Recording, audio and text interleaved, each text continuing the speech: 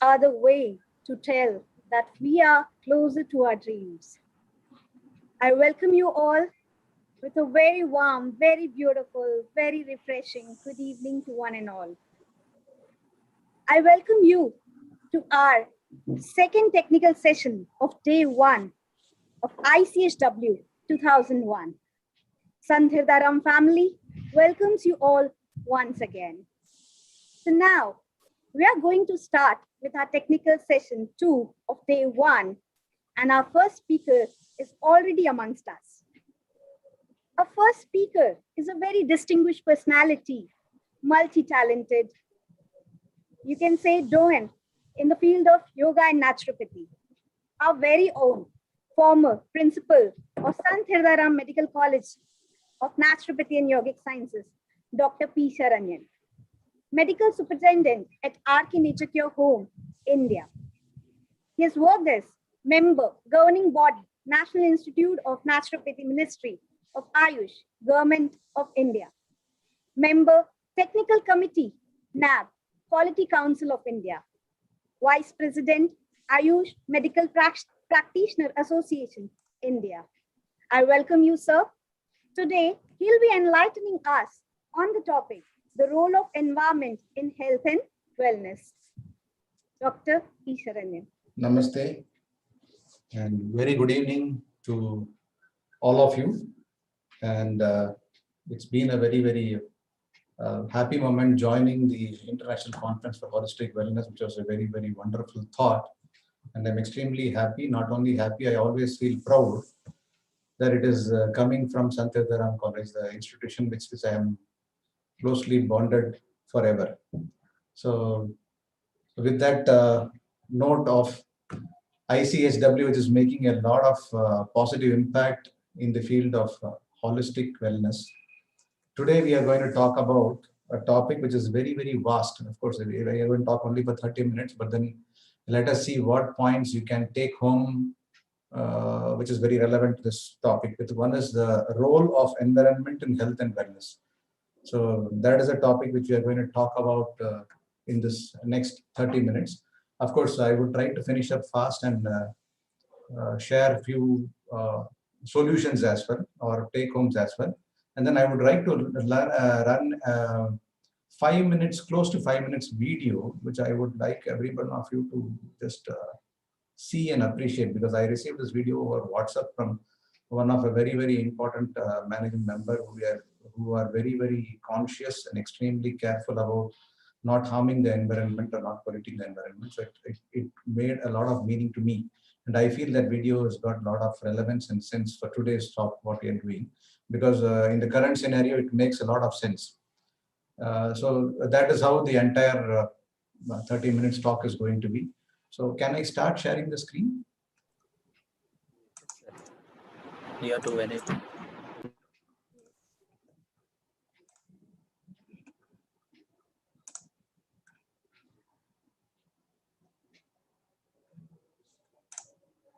Yeah, is my screen visible? Yes, visible. Yeah, so this is what we are going to talk about today, role of environment in health and wellness. It's like something like how we talk about it is as good as saying role of oxygen in living. So it is so very relevant and so very impactful and so very intrinsically blended. So environment and health, because these two factors are what we are going to try to relate. And only if we are able to relate these two factors, we can think about wellness. Otherwise, wellness will not be a very independent identity, which is not going to be intertwined with these two. So one is, as humans, for our existence, we constantly are in interaction with the environment. So depending upon the environment and depending upon how we interact, that affects three important aspects in our health as well as life. One is the quality of life, and number of years we decide our mileage. I'm talking again, like we decide our mileage, years of healthy life lived. So whether we abuse it, misuse it, or put it to good use. And then the health disparity is what we are likely to face. So that is directly determined by our interaction with the environment. So that is what happens. And then the WHO defines environment basically on what I'm sharing on the screen. It's something that relates it to health, like all the physical, chemical, and biological factors external to a person and all the related behaviors. That is how the relation between the environment and health is connected by WHO. And environmental health consists of preventing or controlling disease, injury, and disability related to the interaction between the people and the environment. It could be as simple as developing what we call as allergic rhinitis, or it could be something which is very, very complicated, like people getting exposed to toxic gas and developing carcinogenic changes in the body. So that is how serious and impactful this particular interaction is.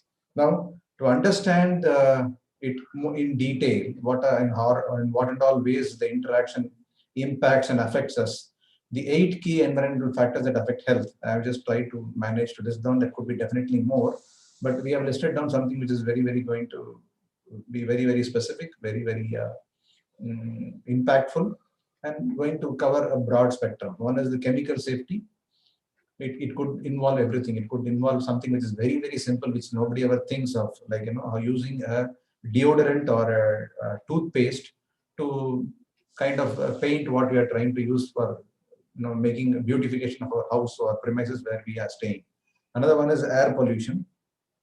The quality of air which we breathe, probably being indoors, it could be different. When work environment, it could be different. When you're traveling, it could be different. So the air pollution levels or quality of air index, I think now Microsoft has come up with a feature where every toolbar down just gives a prompt up of air quality index and climatic changes. Next is climate change and natural disaster. Something like how we remember in the Ayurvedic text, they were very clearly classified about Ritucharya, like how to manage and how to live according to the changing seasons and changing weather. So we usually think that climate change naturally would come with the weather or seasonal change, but then those things have, it started gradually. Now it is drastically changing. You don't see the normal monsoon in the normal time, and then you expect something which is unexpected a particular part of the year, and then in peak summer you expect something like a sudden cyclonic downpour and all these things. So climate change and natural disasters, they also are, somewhere they are triggered by a kind of a chain reaction which has been happening for a very long time. Then diseases caused by microbes, which this is something like this is the right time to talk about it. Every single person in the globe knows about it, and we are talking about it and waiting when we can overcome this. Then lack of access to healthcare. That's again depending on something like you are working in a coal mine or you're working in a oil plant. So it's not something very easy, like you day to day you are going to reach. Otherwise, rural areas, kind of tribal belts which are in very high altitude, to reach to the healthcare center, it becomes difficult, and that becomes one of the reasons for them to be negligent about their health, and they may not be even aware or counseled about the possible impact of their environment to their health. And then the most commonly blamed area, infrastructural issues, which we talk about. Industry. If an industry comes, it is assumed and always confirmed that industry is going to pollute the environment. However, in many cases, there are very responsible industries who have very good policies and practices, and highly conscious and meticulously they do run. But that's a common perception among people. And poor water quality, which we are going to talk about this again sometime later in the 30-minute talk. Then global environmental issues. So these are all the environmental factors that affect health. And this is something like every single individual faces this day to day, or in 365 days in different varying weather patterns and climatic changes or seasonal variations. All of us have to undergo this. It's not like we are not immune to this kind of change. So this is about 8 key environmental factors that affect health. And then what are the very, very relevant environmental health areas which we interact on a day-to-day basis? One is outdoor air quality, because we feel our house are very safe, but it need not be always safe, because we never assume that inside the house there is going to be a potential threat. But so it is always talked about outdoor air quality. One is that. Second thing, because outdoor air quality is something which is usually told, because it involves a lot of people who are operating in the same environment. It could be a closed environment or it could be a very vast environment. And the other one is surface and groundwater quality. So that is again, it's posing to be a huge threat now. Like the borewell water, or whether it is going to be well water, is almost declining day by day, or it's something like you have a water reservoir which is being pumped in. So the quality of water is like years together it has been drastically changing, and then there are a lot of procedures which every municipal corporation or every metropolitan has in place to take care that they are able to reasonably give a good quality of water which is safe for consumption. Then toxic substances and hazardous waste. This starts from right from as simple as our mobile phone, um, to it can go to the number of air conditions what we install in our premises, or it can even go to something which is very very simple, like it can be shocking. Very simple, like tuar dal or chickpeas, white chana, what we consume more in terms of this off lately, which is being hyped up as increased protein intake. So all these things are treated with a lot of chemical processing to increase their shelf life, because most of the things are imported in bulk quantities. So they will have to, from the harvest point to warehouse, and warehouse to shipping, and then again here, and then again repackaging. It's a huge process. It takes a lot of time span. And during the time span, people would like to keep the quality intact so that they don't lose the economic benefit out of all these interactions. At the same time, people who are able to buy, they are able to get the feel and look that it is of good quality. So toxic substance hazardous waste almost happens everywhere. Even in the COVID time, what we use as mask, like 3-ply surgical mask in huge numbers, PPE kits, gloves, etc. So all these things contribute to hazardous waste.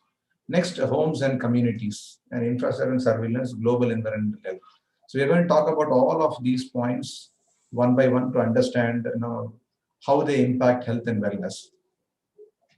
So outdoor air quality is like poor air quality is linked to these many health problems. One is premature death, increased incidence of cancer, long-term damage to respiratory and cardiovascular systems, which have been obviously listening in the news for a couple of years. The quality of air index in Delhi, which had drawn a lot of attention, national as well as international attention. High courts were intervening, a lot of measures were done, and then suddenly the lockdown, it solved the entire problem. It started creating a very good, huge impact, a positive impact in the quality of air. So that is one. And then the next factor is about surface and groundwater, which are like, it applies for both drinking water as well as recreational waters, because drinking water is something which is not optional; it is compulsory. Everybody needs. Recreational water, it depends upon how much of a luxury a person has to take care. It could be, instead of taking bath in a bucket of water, some people could enjoy their bath in a bathtub. Some people have the liberty of having a swimming pool. Some people may like to enjoy or indulge in a water sport, theme parks, and so many things. So contamination by infectious or chemicals to treat the water and try to keep it appear clean and usable may cause mild to severe illness. So protecting water sources and minimizing exposure to contaminated water sources are important parts of environmental health, which is again, it's so easy to read out in terms of 2 lines, but it's a huge task and very difficult uh, kind of a point to achieve. Next one is toxic substances and hazardous waste. So like health effects of toxic substances are almost, they are emerging day by day in a very very complicated manner. It's something like how we are talking about mutation of COVID virus. It's something like the toxic effects have been showing up in different periodicities with different severity. So earlier it used to be different, and the patterns are changing. So it's like you talk about, it's kind of a respiratory, minor respiratory distress, then it becomes a respiratory illness or interstitial lung disease, bronchogenic carcinoma. So it's like it is getting complicated as and when the severity of the exposure of toxic hazardous waste increases. So reducing exposure to toxic waste substances and hazardous waste is fundamental to environmental health, because it is so conveniently thrown out in the environment. So effective disposal or effective termination, or what you call as effective recycling of all these things, is still a big challenge for even the most developed of countries. Then comes homes and communities where we spend a lot of time. So one is about indoor air pollution, which depends upon how the structure is designed. You have a classroom which can only accommodate 40 people and then you admit 80 people.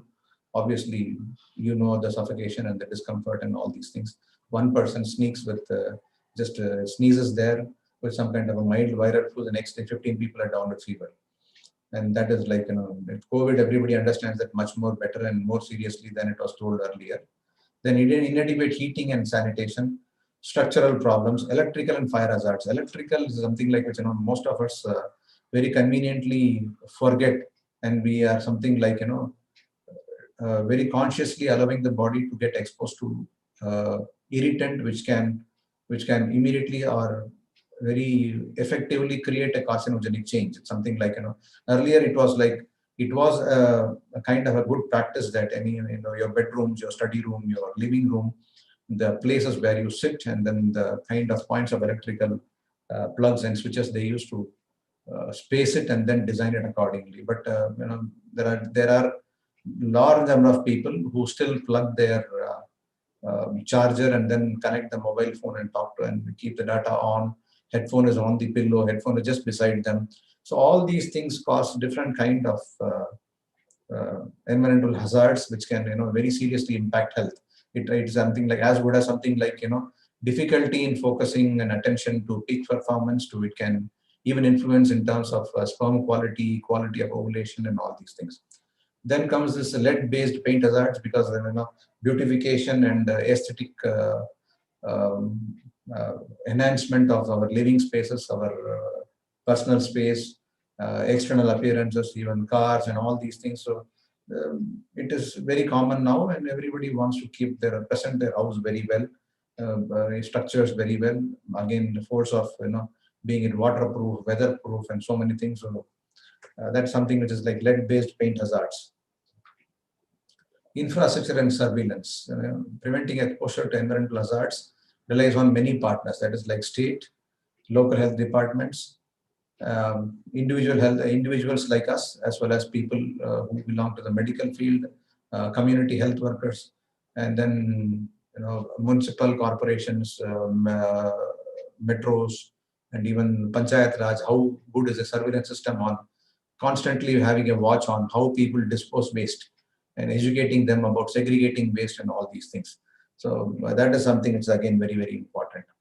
Then comes the global environmental health, where the biggest challenge is about the water quality. So water quality is something it's already become a huge challenge. Cities like Chennai, and there are a lot of cities in North India where you can see people scrambling for good quality of water. Drinking water availability is becoming a challenge day by day, and the challenge is always constantly on the increase. So if we are able to provide adequate amount of good quality of safe drinking water, a lot of diseases can be definitely contained by practicing that. So that's about global environmental health issues. Now, this is about what is the need for optimizing this environmental health. So something like, this is something like a small paper which I studied in a literature like that. Maintaining a healthy environment is essential for helping people live longer and for enhancing their quality of life. That is something which all of us agree. But what exactly has happened in this recent study? They claim that it's like healthy people is something kind of an organization, healthypeople.org. They have done a lot of studies and a lot of publications and a lot of material about health and environment.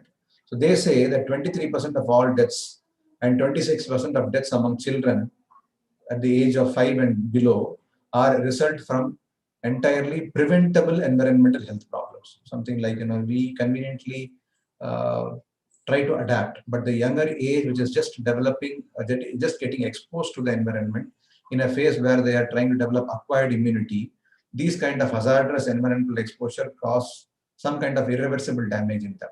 So by optimizing environmental health, communities can reduce exposure to disease as well as pollutants that have toxic effect on the body.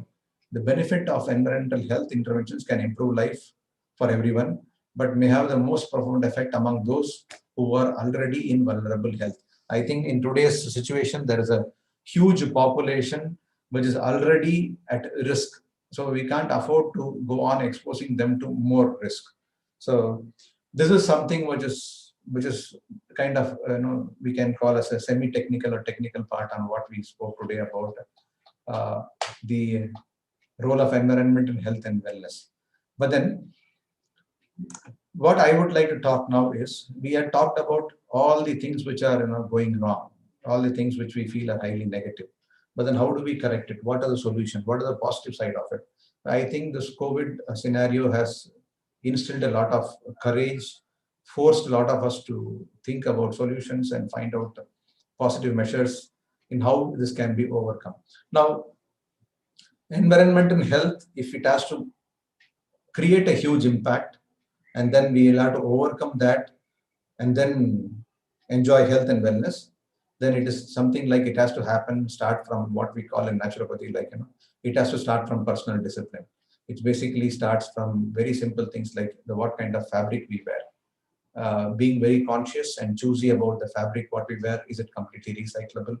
Trying to become more and more identifying ways of how to become simplistic than getting complicated or extravagant or trying to bring in too many things, and try to have a effective minimalistic approach on things where we don't bring in too many things. One person's need has to be satisfied, and it has to be optimally and effectively satisfied, than having too many things for one person, where the ratio of equal distribution is completely distorted.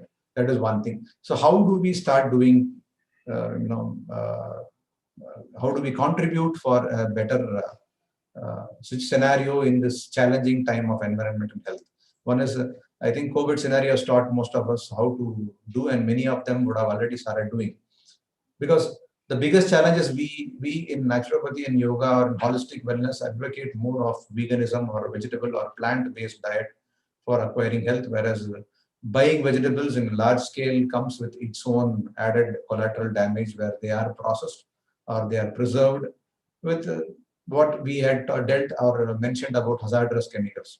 So this is a time where we start introspecting in whatever space we have, in whatever capacity we have. It's more about initiation than thinking about how much result we are going to get. It's about starting our own kitchen garden. That's one thing. Second thing, the kind of space, whether it is going to be indoor space or outdoor space where we spend a lot of time, try to instill plants, something like as simple as using ferns, good indoor plants, which are usually as ornamental plants, like a spider plant, using a snake plant. These kind of plants, they are extremely helpful in absorbing volatile toxic gases and then generate a lot of oxygen. So the quality of indoor air improves to a very great extent. Then the outdoor quality of air, trying to choose and trying to be very conscious about plants which have been in our habitat, but they have been isolated as used only for treatment. Something like all the 5 different varieties of holy basil, tulsi, what we say, holy basil, sweet basil, these varieties. Trying to use plants like eucalyptus, trying to use plants which are aromatic at the same time, which repel, which have a potential to repel pests and insects, something like lavender, geranium. And these are all not something which is very difficult plant. They're very easy, simple plants, which can be grown even in simple potters in your balcony, or you have space, outdoor space. Institutions can think of doing this. This improves the quality of air to a very, very large extent, because I came across this concept when I visited a place in Hyderabad, which is a kind of 180-acre barren land, which has become like a mini forest. And they had tried to house these plants artificially created. Nobody could believe it can be, man-made. And in such a green area, there are no mosquitoes. The quality of air index was so good. So, and that was basically because of the kind of plants what they had grown in the environment, and they definitely have their own impact. We need not worry about, I can plant only 5 plants. But if you can plant only 5 plants, definitely start planting them, instead of worrying or giving an excuse that I can plant only 5, so why should I plant? So that is one thing. Second thing is trying to adopt measures as much as possible in recycling water and segregating waste, recycling waste, because earlier composting and all these things were some kind of a huge syllabus topics in agriculture university. But today it is made so simple. A normal dustbin, what we have, a dustbin of this size, what every office has, this kind of a dustbin now comes with a programmed dustbin called as a compost bin, where every house can put their decomposable waste into that and create into compost. And compost you can use, or you can put it in the garden. It's going to add value to the environment than just throwing garbage the same way. And most of the community living have started advocating about uh, things what we call as segregating waste, what can be decomposed, what cannot be decomposed, and all these things.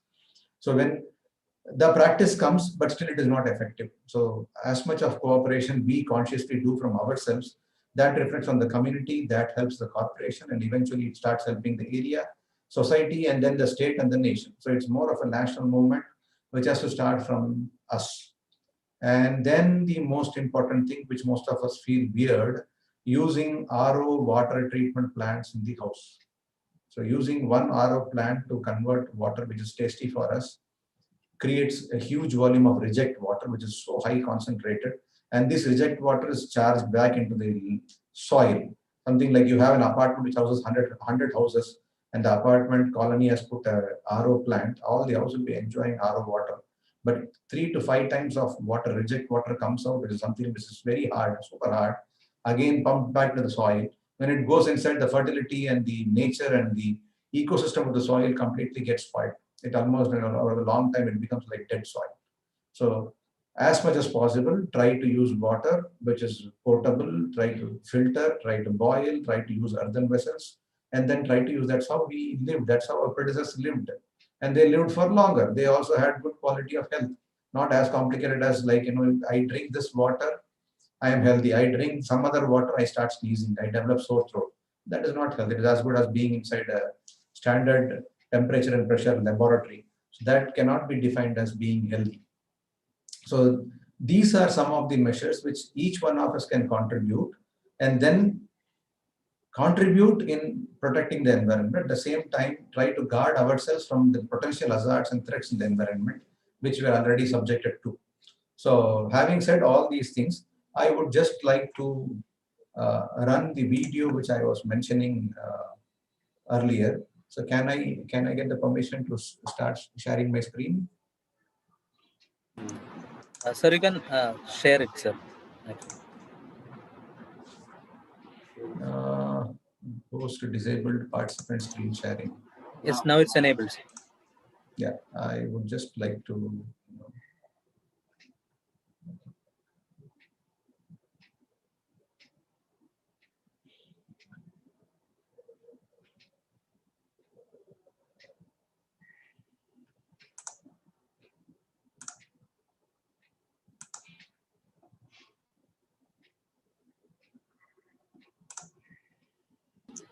Sir, is it working?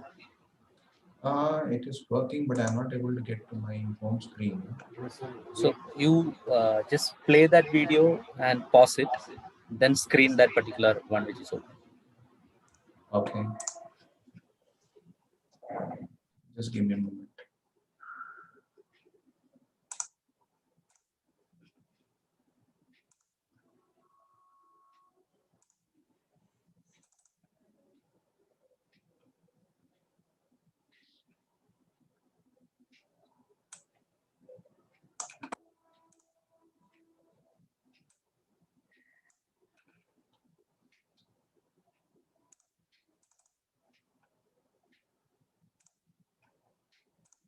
Okay, can I share it now?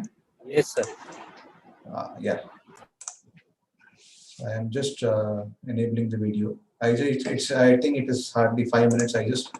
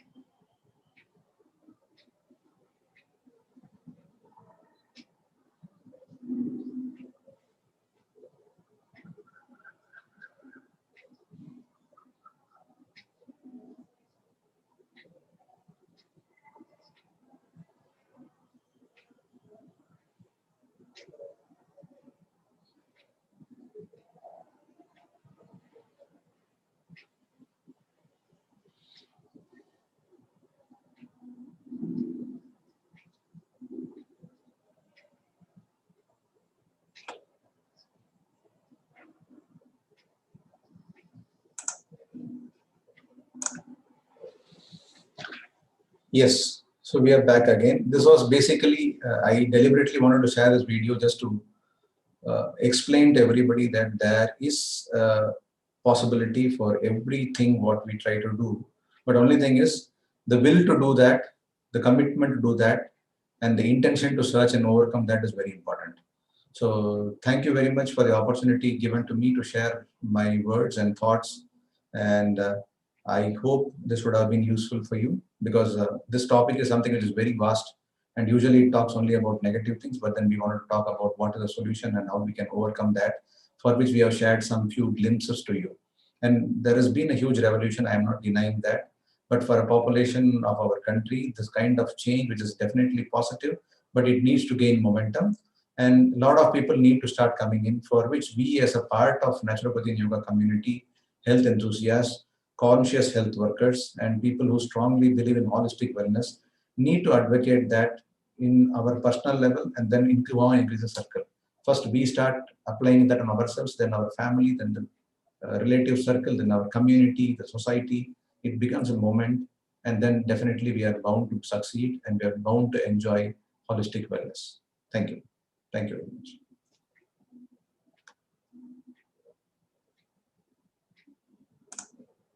Thank you, sir. Your session was actually the need of hour. Right now in COVID times, it is very important to have a look on environment, because nature has forced now to look upon it, because our immunity is deteriorating as it affects very clearly. So here are a few of the questions from the participants. The first question goes is, uh, a brief effect of GM foods and agrochemicals on fruits and vegetables. How does GM foods is something like, it's a highly debatable topic. You know, it is basically driven. The topic is driven, decided by a big lobby, which decides on so many things.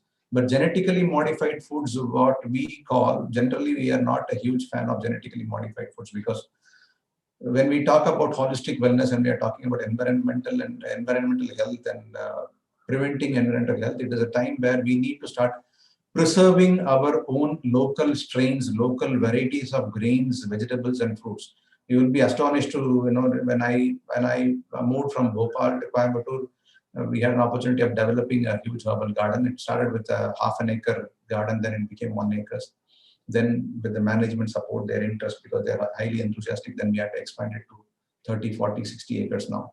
So when we were trying to do that, we were so shocked to see that brinjal had so many native varieties.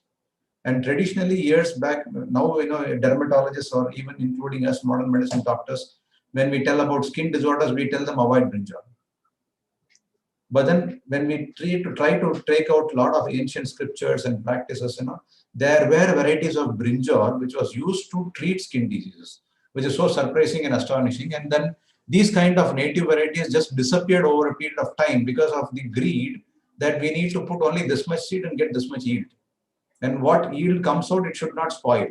You transport it from Africa to Australia, even the transit, it should not spoil. The color should remain good. It should be shining. Texture should be good. You press it, it should be consistent. So a lot of what we call as um, uh, technical specifications for maintaining quality, which of course from the vendor's point of view, it is definitely understandable. But then what vendors fix is based upon the consumers. So what we expect, we try to go and search for apple in a thelewala. There will be a good apple which will have pores, which will have dots, it will have some kind of blemishes. We don't want to choose that apple. We always want a dark cherry red apple which is shining like a cricket ball. We just polish it, it should shine. That's the kind of expectation and perception we have developed. So it is basically the genetic modified foods have cropped up basically because of a huge expectation, which has become a greed, and it is becoming kind of an economical need. But if you talk technically, or if you talk nutritionally, I don't think it has got any relevance on that. Can vaccines be counted among these environmental factors? See, that's a big topic, and it's a very controversial topic. But I would like to try to explain it in a very safe way. Vaccines, have been produced because we get exposed to different kind of microorganisms from time to time, and then we have what we call as innate immunity, which we carry by our genes. and then we acquire immunity. These two things are very important. If we firmly believe in allowing our people to acquire immunity systematically, then the relevance of vaccine is minimal. I would not say nil. I would never dare to tell nil, because it's a national health policy and we are all patriotic citizens. We follow our national health policy. But then if we definitely allow people to acquire immunity the way they are supposed to be, today's families everywhere, it's kind of a single child syndrome. You don't allow the child to play in mud. You don't allow the child to get exposed to sunlight.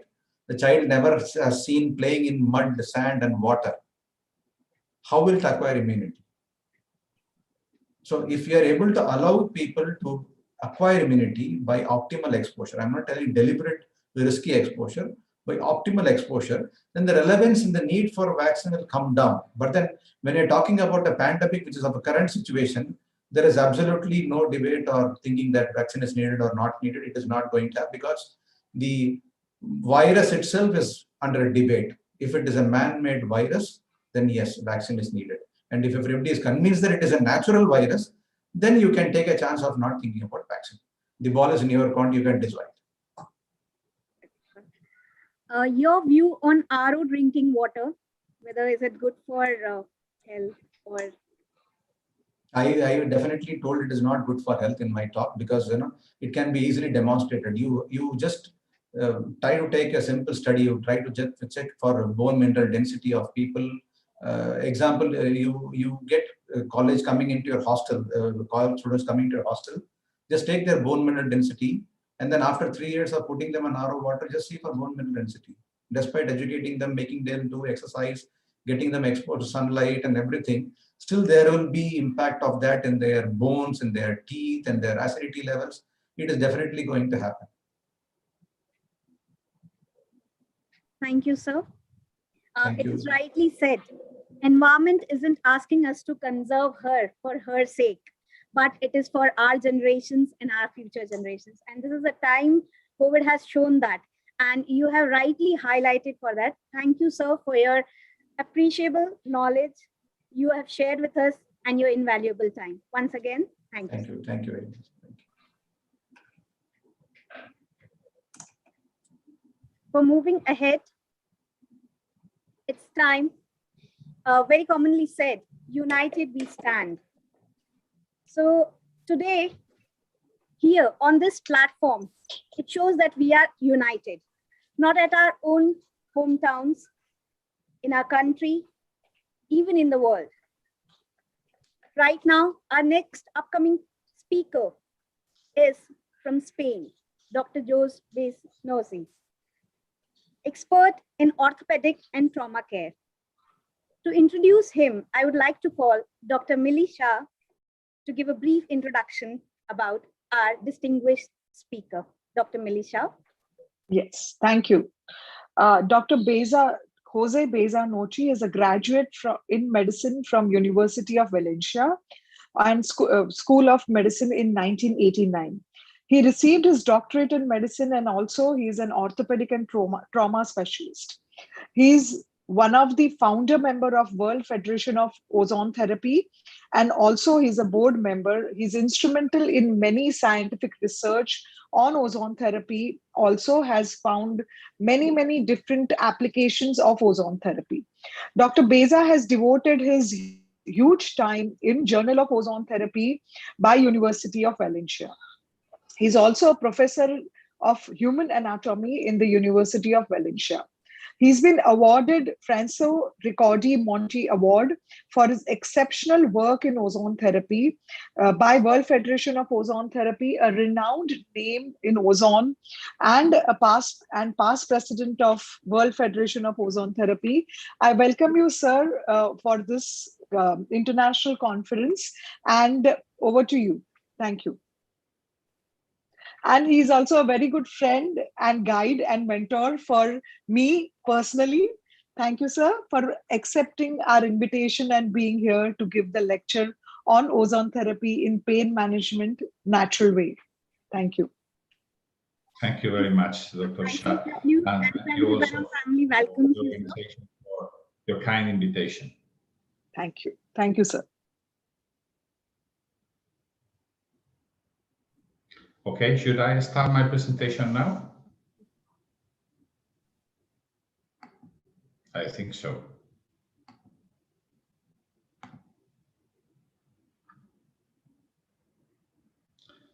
Okay, the main topic of my speech was about the use of ozone therapy in pain management. And as you have already heard from the introducer of the Congress, I am orthopedic surgeon. So I have focused my presentation in a very important topic, as you will see later, that is the how can we use ozone to treat the chronic pain from musculoarticular diseases. So the first thing we have to address in order to understand how ozone can help is to understand the pathology itself, how chronic pain arises from joint diseases. As I have just told you, this is an important topic. You can see that the epidemiology of chronic pain, removing the oncologic pain, the first row is devoted to osteoarthritis of the joints. So it means in the European Union that around 560 billion euros per year are devoted to treat these diseases. So you can imagine that we have a large amount of sharks trying to bite these patients, and we are just like small fishes trying to help with our very, very cheap ozone treatments. The pain in the joint can come from three different points. For many years, we have believed that only the inflammation in the synovial tissue was responsible for this pain. But after several investigations, we have found that also the cartilage degeneration and even the subchondral bone are responsible for the liberation of the release of different molecules that will produce pain in our patients. This is a classic scheme taken from Medscape, in which we can see how the degeneration of the cartilage produces the release of different interleukins and other substances that produce inflammation, and this inflammation also increases the degeneration in the joint. So from this scheme, we are not sure which one can cause pain, but if we look thoroughly, we will see that we have the PGE2, and also very important to produce pain, we also have the death of the cells that produce a release of the hydrogen and the potassium inside the cytoplasm to the intercellular liquid. So this increase in sodium and potassium, together the increase in the prostaglandin E2, will stimulate the free fibers, not myelinized fibers, around the synovial tissue and the articular capsule, and will start to produce pain, a pain that we call a nociceptive pain that will go through the nerve root till it reaches the spinal cord, and it will go up through the spinothalamic tract until it reaches the thalamus, and then the thalamus will decide if the pain is strong enough so to catch our attention or not, and it will send this last signal to our brain cortex. This is a normal situation, but what happens with chronic pain? In chronic pain, the protective function of the pain has disappeared, and it really worsens our health. It arises by different mechanisms but the starting point is always a repeated injury in time. We need between 3 to 6 months to start suffering what is called a chronic pain, in which the original cause of the pain sometimes is not even producing pain, but we have such a big mess in our central and peripheral nerve systems that we feel pain even when we don't have inflammation, and we can wonder how can it happen. We have to have a look at the two different big kinds of pain. We have the nociceptive pain that is due to an injury in the tissue, and we have the nociceptive pain that can be due to a primary injury to a nerve tissue, or what is more important, to a dysfunction of the central or peripheral or even both nervous system. We will see this in detail because it is the cause of the chronic pain. We can find a primary neuropathic pain when we have, for instance, a compression of the ulnar nerve in the ulnar bone fracture. You can see here at the right up. Or, for instance, when we have a patient with a brain stroke, this necrosis in the brain can start an inflammation and produce a primary central neuropathic pain. But this is not what we are interested in. We are interested in the dysfunction of the nervous system.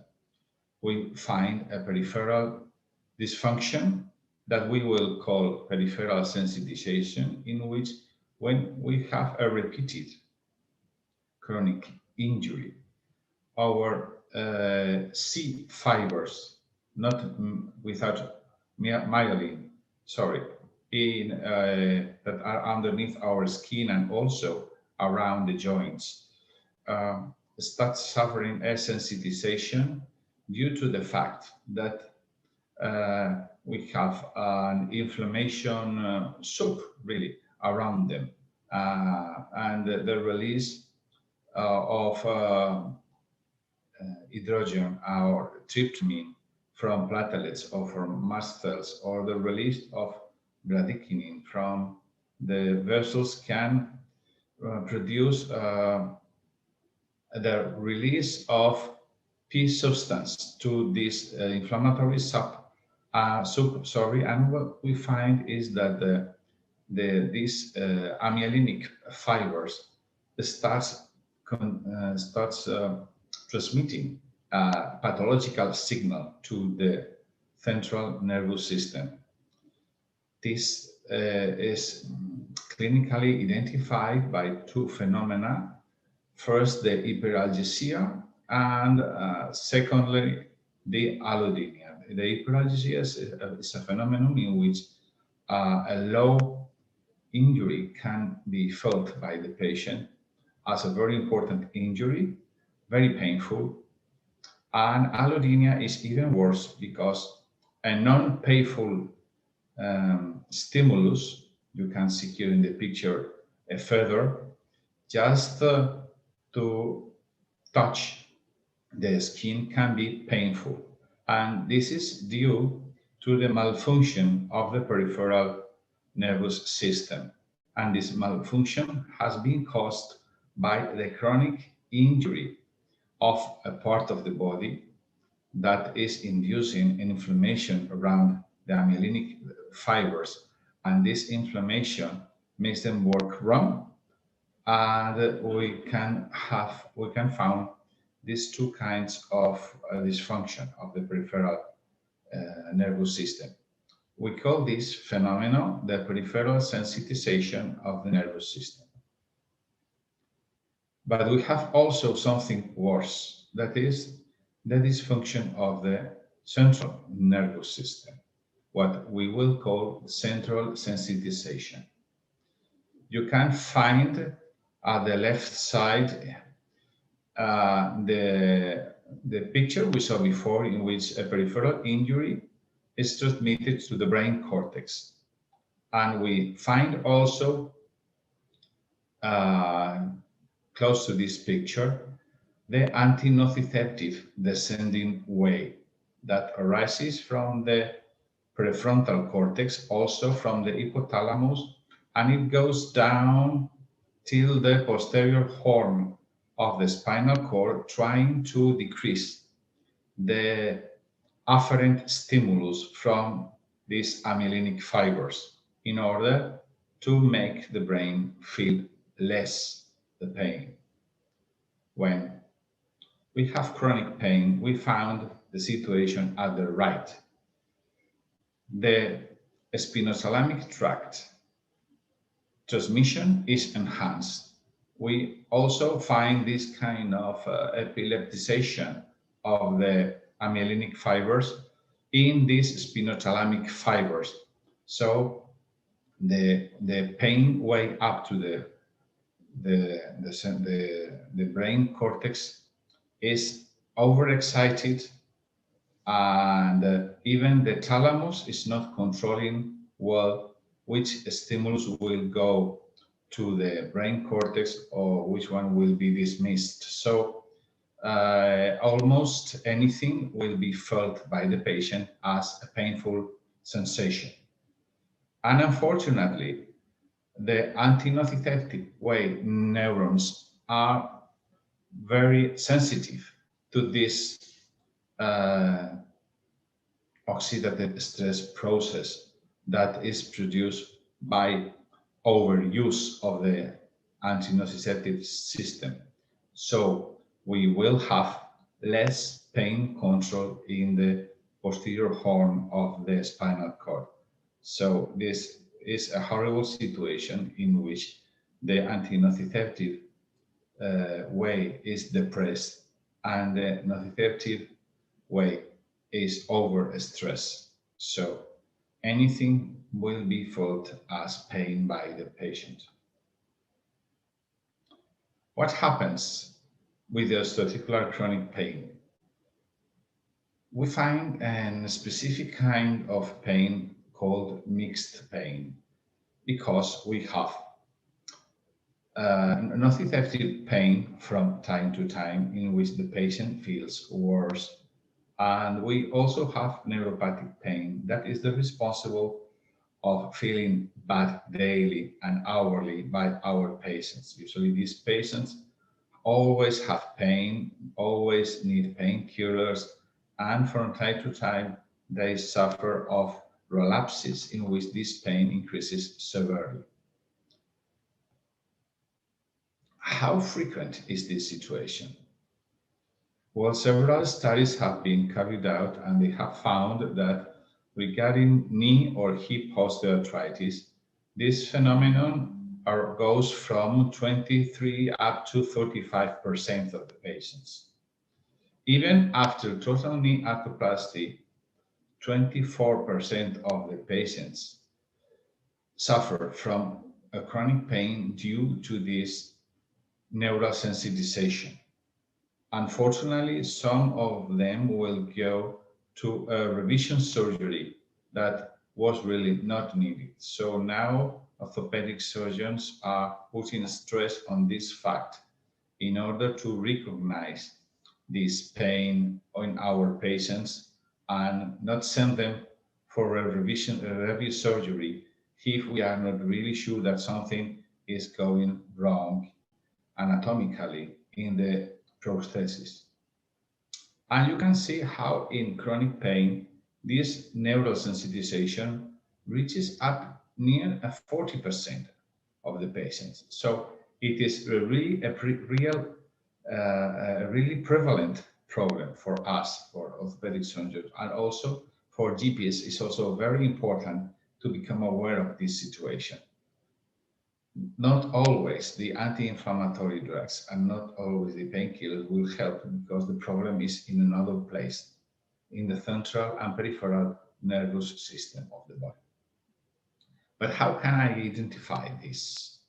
Because we know that neuropathic component usually makes the patient feel punctures, electricity, feeling, burning, itching, numbness, But it is very subjective to, if we try to identify the neuropathic component of chronic pain only with symptoms. So someone, Frank Hagen and his team, developed this pain detect questionnaire that is very, very important and very, very useful to identify which patients are suffering from simply nociceptive repetitive pain and which patients have also true chronic pain due to neural sensitization.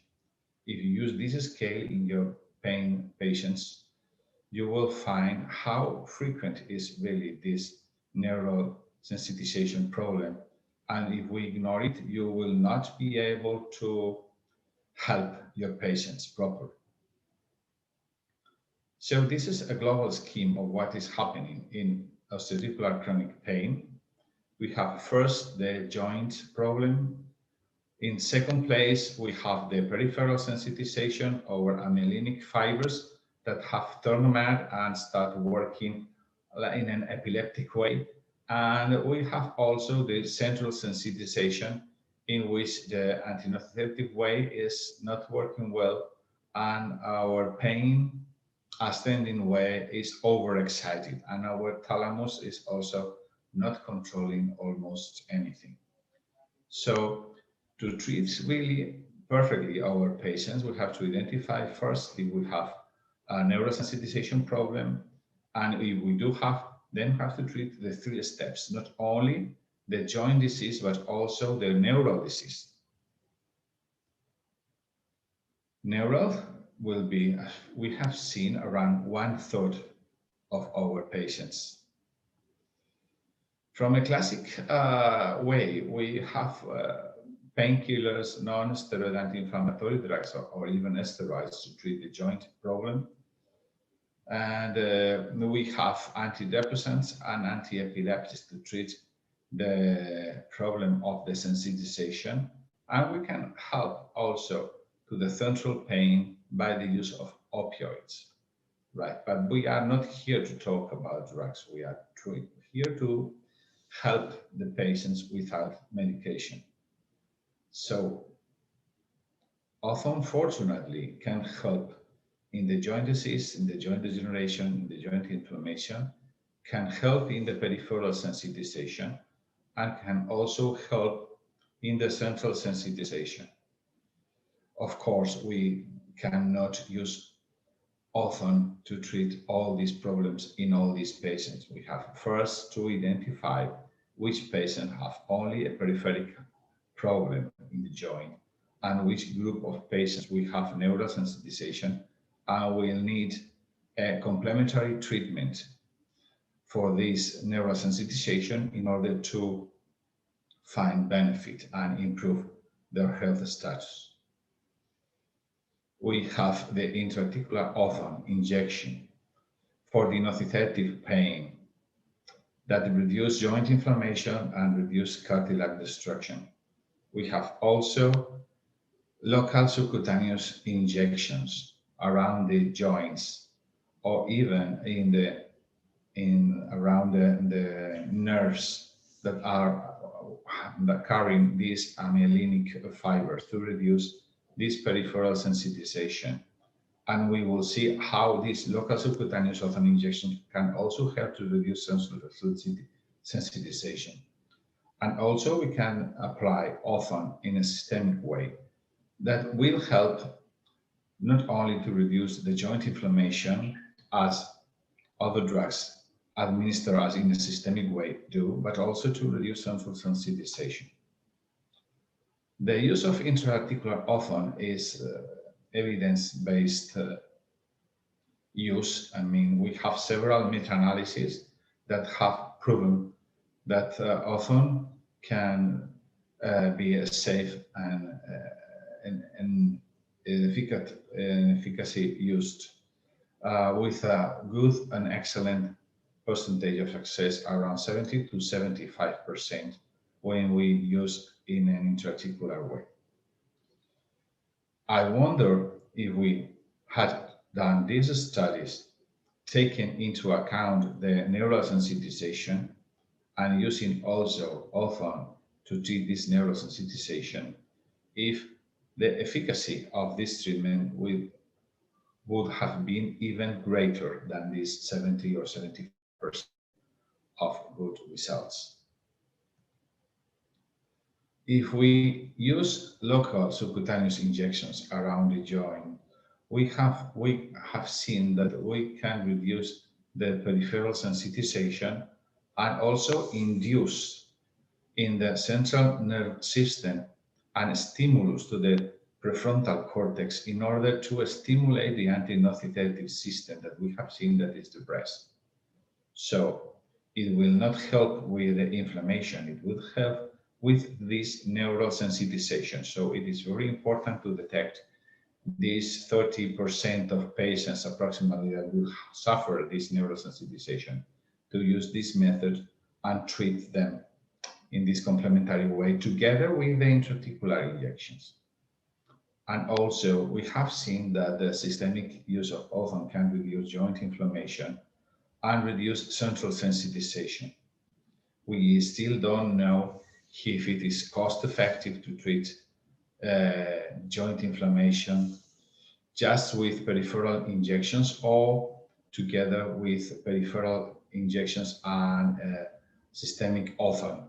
We are still discussing and developing clinical trials to be aware of what is the best, the most effective and also the cost-effective way to treat these patients. But we do know that if there is central sensitization in our patients and a local subcutaneous injection is not helping as much as we need, we can also add this systemic ozone to reduce this central sensitization, and this has been proved in several models to be an effective treatment to this.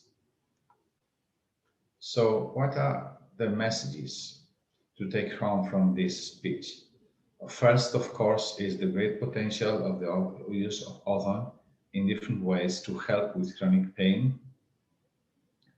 We have high evidence that the intraarticular ozone injection are helping today many patients, but we must develop more studies in order to find to shorten the different approaches related to dosage, how many days per week, how many infiltration. That is something that is still not absolutely clear.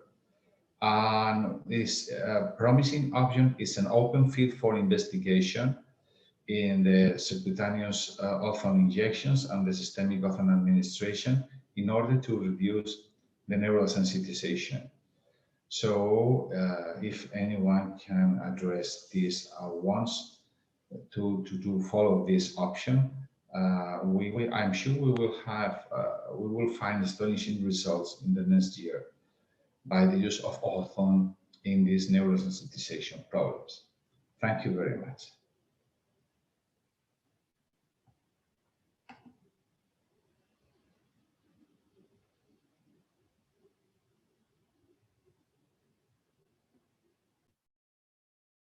Thank you, sir, for your very informative session on how to deal pain with ozone therapy without medications, so that even we can prevent us with various side effects and all. So again, it is a very emerging topic, and it was very informative and very appreciable knowledge which you have shared with us. We feel grateful that though there are time differences between our zone and your zone, still you could make to us and you could come and bless us with your knowledge. Thank you, sir. Thank you.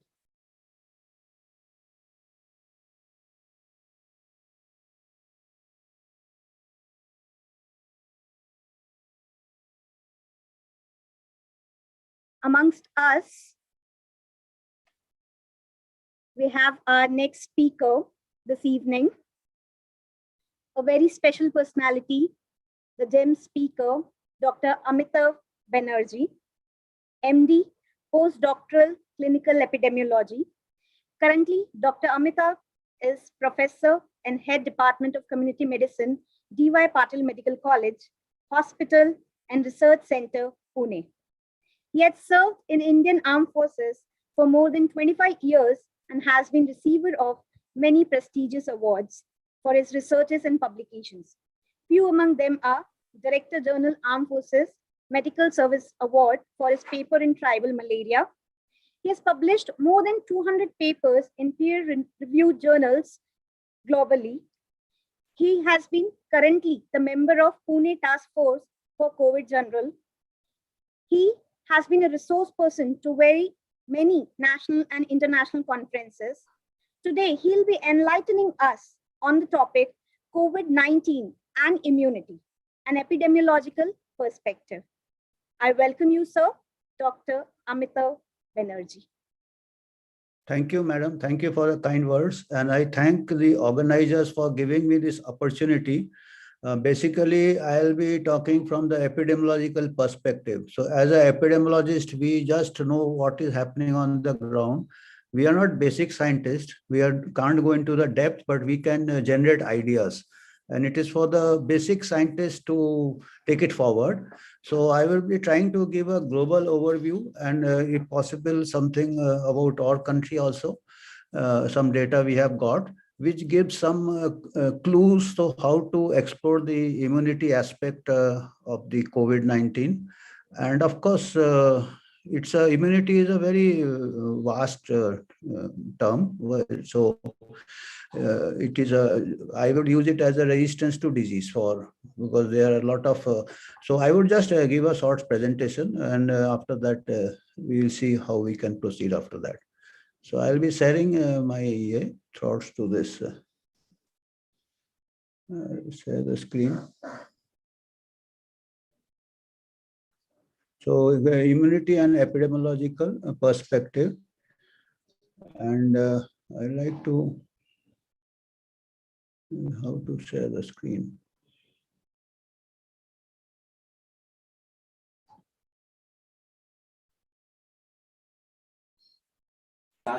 Sendil, view. View, I'll go to view and then I'll change. I want to make it I want the slideshow. Actually, this is a Apple computer and I'm not very conversant with this. Play button. It's in the center of your screen. Reno, just tell me how to share the screen here. This has It is visible, sir. You have to just enlarge it. It's covered. Enlarge कैसे करें इसको? Slide से. नहीं share तो हो रहा है but full screen करना है ना. ये ऊपर का प्ले कहाँ चला गया? स्लाइड प्ले कर रहा है. हाँ फुल स्क्रीन जो करते हैं ना. स्लाइड शो करना है ना. प्ले. हाँ. Yeah, I think now we can see. Sorry for the interruption. No problem. Anyway, so basically, epidemiological approach is a very simple approach. We just ask questions and see the patterns. So what is the event and who are getting affected? So once you compare who are getting affected, who are not getting affected, you get some clues to the immunity aspect, where they are affected, when and why. And then what can be done to improve the health in the context of this pandemic, how to prevent the impact in the future, any other pandemic of communicable disease, and what are the difficulties which we have in these actions. So anyway, this is just rapidly recouping how the pandemic started. Up to a couple of weeks back, this was the proposed from the bat, from the animal kingdom, it jumped into the humans. But now there are other possibilities, whether it is due to a lab leak from the virus, maybe an accident, or by trying to do some research in gain in function. So this is epidemiologically, this is also important because the agent factor, that is the virus. So whether it is a natural agent or whether it is some sort of doctoring has been done or some genetic engineering has been done. So these are issues for the basic scientists. So we leave it at that. But however, whatever way it originated, it is behaving like a virus with its mutations, with its adaptations, which are the natural biological phenomena. So we just, and we know how it proceeded. It outbreak originated in Wuhan. So now it is equal possibility, whether it is wet market or whether it is the lab. So whatever it is, the China put the district, Hubei district, under lockdown in January. This Wuhan was in Hubei district. And when the China did it, the whole world criticized China. And legal experts said this is unconstitutional. The WHO experts said this is unscientific. So this pandemic has brought out the hypocrisy of world governments also, because just a few months later, many countries outdid, or most of the countries outdid in these restrictive measures. So anyway, it spread to other countries, and the very countries which had criticized China, they surpassed it in implementing these measures. And different jargons have come into it that flatten the curve, and as if you can check the transmission. So it has shown, experience has shown that you can just postpone the transmission. You cannot really flatten it. If you flatten it, it prolongs, and we have the second wave as a result of that. So those are different issues. So whatever initial, why the overreaction? Because the lethality of virus was overestimated. And even in the study published in Lancet, the case fatality rate was estimated to be 20%. And this distortion occurred because in Italy, the large number of casualties were there. And these casualties, most of the people who succumbed to it were, average age was 80 years. So those things were overlooked. And this, and most of were admitted and 80 years with comorbidities. So this was projected to make those mathematical models of great devastations and death, which created global panic.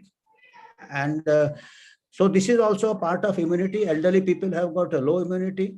So when epidemiology you have to see the demography also. The population immunity depends on the age profile. Overall, when you make the mathematical models, you have to say the younger population, countries with younger population will have a higher level of population immunity. As an epidemiologist, I can talk of population immunity. Individual level immunity is a basic science. Thailand was the first country outside China to be affected by COVID-19, but even today, it has got one of the lowest rates. So again, there are other racial factors or genetic factors, or Asian countries, African countries, the immunity appears to be more against this viral. It may be due to the age, and as we will see subsequently, it may be due to the body mass index also. From the data, it appears that immunity to COVID, particularly for fatality, is related to your obesity. And it may be indirectly also because it may be a surrogate marker of comorbidities like diabetes or hypertension or other non-communicable disease. So Italy was the first country to impose the countrywide lockdown. And then there were other failures also. Scientific institutions, as I said, they make models on these inputs which were not applicable to the globe, but the whole globe got panicked. And humans were taken as units, as if they are rather than social beings. And therefore, this academic and scientific anarchy ruled the beginning phase of the pandemic, and a lot of collateral damage and all we know that has occurred. So then, of course, according to the precautionary principles, the social distancing, mask and test, trace, isolate, and lockdowns were here. These are very harsh measures. And you will be surprised to know that most of these were based on computer models, simulation models, about social distancing, about, say, lockdowns. In fact, this model was not even by scientists. This was the model which was developed as a school project by one of the scientists' daughter. So she was working on a school project on influenza and closing of schools and lockdown, and she made a computer project, and later on the basis of this, they went for this drastic measure. So if you just see the literature, you'll be surprised to know that how weak was the foundation of this drastic measures. So anyway, these measures required to be reviewed from time to time, because these measures are causing a lot of collateral damage. So that is besides the point at present. But anyway, it has got like poverty. People are losing livelihoods. People, the large number of children in developing countries will be malnourished. So it is well known that malnourishment reduces the immunity. It has a negative impact on immunity. It will make a person susceptible to infectious disease. Perhaps it may make them susceptible to even coronavirus. So in the long term, this will affect immunity. If you have to think of the bigger picture, so this collateral damage may reduce immunity indirectly. So because what is happening now, the whole world is only focusing on the coronavirus and the corona disease. So you see, it is just a label, but if you see the trying to chase this, you are causing the negative impact on overall immunity because of loss of livelihoods and malnutrition. So anyway, this lockdown, how effective it is, because majority of the countries went for lockdown. There were only few outliers like Sweden, Belarus in Europe, and in Japan. Japan in Asia did not have lockdown. And we will just see the comparative figures. If you see the comparative figures, you find it the actual death rate from coronavirus was more depending on which continent we are collecting the data from. The European countries had a particular death rate on the higher side. Asian and African countries had lower death rates. Among the Asian African countries, also some countries which have got higher obesity rate, they had higher death. So that gives an epidemiological perspective on the immunity to COVID. So these are another thing from the data so far, and it is well known by now that people with comorbidities are many more times more likely to succumb to the disease, that is uncontrolled hypertension, uncontrolled diabetes, renal disease, obesity. And of course, this group of people have good immunity against COVID disease. Most of them get asymptomatic or mild disease, and death is very unlikely in children, young adults, and healthy elderly with comorbidities. In fact, in the Western countries, up to 70 years, they say if you don't have comorbidity, you have got almost 0.05% chance. So up to 70 years in developed countries. It is after 70 years, most of the deaths are taking place after 70 years. But unfortunately, in countries like India and Asian countries, we get diabetes, we get coronary artery disease a couple of decades earlier than the Western countries due to genetic factors, due to central obesity, due to deprivation in intrauterine life or childhood malnutrition, the syndrome X and poor glucose tolerance. So we have got a little higher susceptibility to non-communicable disease a couple of decades earlier. So, or death rate in the 50s and 40s, maybe slightly more than the Western countries. So here I try to give this example of chess. This is Vishwanath Anand, the world champion, former world champion. So like when you are talking of epidemiology, you can't look only at only one piece, however strong that piece is. So most of the beginners will just play with the queen, and the other pieces neglect. Even small pieces can trap the queen if you are not paying attention to the full board. So not only you have to see at the other pieces, you have to see the different relation of the pieces and the different parts of the board. So that's what I say, the whole, if you take the whole globe, so different, the same virus will behave differently depending on the other pieces on the board or the big picture. So this is how I try to say. And what is happening today, and we may be causing a lot of damage like an amateur chess player, only we are focusing only on that corona. But we have to see in the context of epidemiology, see in the context, person, time, different demographic. So that's why the epidemiological perspective have been lacking throughout the pandemic. Most of the decisions are taken by clinicians who are seeing only one piece, and their perspective is according to the experience they see, but they are not seeing the other diseases and other demographic. So as I said, epidemiology and chess as well. So this is, I would just try to tell you just to show this pattern, which can give some clue. These are, I have just taken a few countries from each continent. 3 continents I have taken, not each. So this is the continent of, say, Europe in red, and Asia in green, and Africa blue. So if you see, the death rate are in 4 digits in the country of the Western countries, the USA and Europe. I have taken Brazil also because Brazil also give important lessons. So I have compared the deaths per million. This last column is the deaths per million. And I have compared it with the overweight prevalence, that is BMI above 25. This is from the WHO site. And I have compared it with the median age. So these are the countries with the highest 4-digit death rate are having a high median age in the 40 range, 40 and above median age. Whereas Asia, with exception of Japan, Japan is a very interesting, which we will discuss.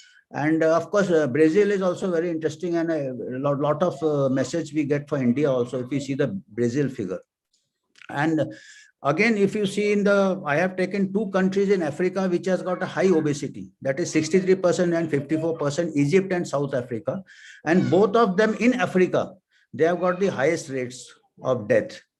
But overall, compared to Europe, they are still low because the age is very less, 20, 23, all African countries. Similarly, Asian countries, Thailand is slightly more. But you see, if you see many other countries like Pakistan, Bangladesh, they are profile is very low. Sri Lanka. So these are some of the, Thailand is also very interesting. It has got a high age and a fairly high overweight, but not as high as the Western, and it has got a very low rate. Because it may be many other factors, environmental factors and other things. Because Thailand, I have been there a couple of times, so there are most of the things are open spaces, well ventilated. The restaurants are also on the streets. Their educational institutions are in the Buddhist monasteries, where it is mostly in the open, well ventilated. Perhaps that may be. I just again, it's a epidemiological perspective, which is just to generate the hypothesis. We don't have. We have to test it to really. And if you see in Europe, Brazil has got a low age, but it has got very high mortality because it has got a very high obesity rate. I mean, it is a very fast developing economy like India, where people become very rich very fast. Their lifestyle suddenly changes. There is a fast food. There is a lack of physical activity. And so probably that is in India also, middle class is having that those type of trends. So we have a very large country, but still we have got a large number of people who are lean, overweight rate is low, and age is also low. And the most interesting I find is Japan. Japan has got the highest age. Japan has the highest longevity even compared to the European countries, but the death rate is very low compared to, it's almost less than, it's 111, half of India also. Because Japan, if you see in spite of the high age, the obesity rate or overweight is just 27%, almost 1/3 of the Western countries. So obesity is coming up as a big, epidemic from the epidemiological perspective, immunity to COVID. The obesity is the biggest marker. I wouldn't say direct, it is a marker because, as I said, obesity may be associated with other diabetes or hypertension. And also obesity, your lung function is affected. So the pulmonary function is directly affected by obesity. And of course, there may be other, as I said, as an epidemiologist, we can just show the pattern. It is for the basic scientists to see how obesity is affecting the immunity. And then some studies, other things also, which we have seen, immunity, there are other overall health, positive health is related to good immunity. I mean, at an epidemiological level, we say that. So we had done some studies. I have given the references a few years back. That was almost 5 years back. We did a study among the vitamin D levels, because nowadays the lifestyle is changing. People are young boys, in our times, young girls, we used to play outdoors whole day, but now people are mostly indoors, the younger generation indoors. So we did a study where we found among the students and among the faculty, we found the students were 4 times more likely to be deficient in vitamin D compared to the faculty.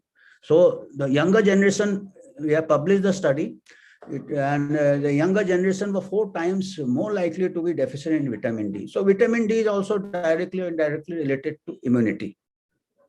Then we did a study upon diabetes among a rural and urban field practice area. So we found a very high rate of diabetes, almost 9 to 10% people were diabetics. And in the rural areas also we are found, and that study also we have published. So what was alarming was that people, young diabetics, the 35 to 40 years age group, as I said, the Asians are more likely to get this non-communicable disease decades earlier. 50% of the young diabetics in 35 to 40 years of age were not aware of the diabetic status, only detected during the survey. So this is another very important that many times we hear the young people dying without, most of the time they will not be aware of the comorbidities. It is not recorded. So, and now in the second wave, we had large number of cases of fungal infections, mucormycosis and all that, diabetes. So this, when we want to cope up with this, we have to take care of the overall health. In future pandemics also, in the rural areas, in the primary health centers, the metformin or primary drugs for diabetes are also not available. So, and all studies have found a similar level of non-communicable disease in rural areas. So most are unaware. And then we did a risk factor study and we found that central obesity and all are also catching up in the rural areas. So this time the cases for fatalities are also high in the rural India also. So these are the actual ground on which the COVID. So we have to take care of these other factors to increase the immunity against. Earlier, I used to teach that this lifestyle and physical activity and diet is important for non-communicable disease. But after the COVID experience, after this pandemic, we have to change our teaching to younger generation. We have to say that even for non-communicable, even for communicable disease, infectious disease, lifestyle, obesity and other things are perhaps more important, because communicable disease will kill you in a week, whereas non-communicable will kill you in 20 years. So perhaps these things are more important for acute communicable disease, where you are more susceptible because of these other comorbidities. So these are, as I said, these are the changes. In our time, we used to go to college in bicycles. Nowadays, people are going in cars. So these are, perhaps we were coming towards the generations, through the generations, this was an inevitable thing to happen. That in a cycle, you got a physical activity, you got open air, ventilation. Because as you know, these communicable disease, particularly respiratory infections, are in closed spaces. So now everybody is huddled in a car. There is no ventilation. Then go to an office or school or college, everything is closed. There is no open air. And then they are not getting the vitamin D. So everything is adding up to it. Similarly, the office spaces used to be very long verandas and all, which are good ventilated. People were, now everything is in cubicles. So there is stagnation of air. So they are talking, and then they do lockdown, they put people inside such houses and offices. So it may, instead of outdoors and sunshine and all, where the transmission will be less, you can't walk out. So these are some of the wrong way the present pandemic has been tackled, which is not really based on science and evidence. So these are the office, small spaces and workplace now. So the architecture, the social changes, the architecture, all have contributed to it. Healthy meal. I have just taken the Japanese meal because, of course, I don't understand most of the year, but it looks very healthy because it has got vegetables, fruits, and that type of thing. So Japanese I have taken because Japan had the lowest rate of fatality in spite of a high age. So, but Indian diets, if you see Indian, traditional Indian diets are also very healthy, which are, but now gradually we are changing towards this diet, or urban Indians or even rural areas who are getting access to this McDonald's. Then the Sachin Tendulkar will promote the Coca-Cola and Pepsi and other things, the sugar, high sugar content in the soft drinks.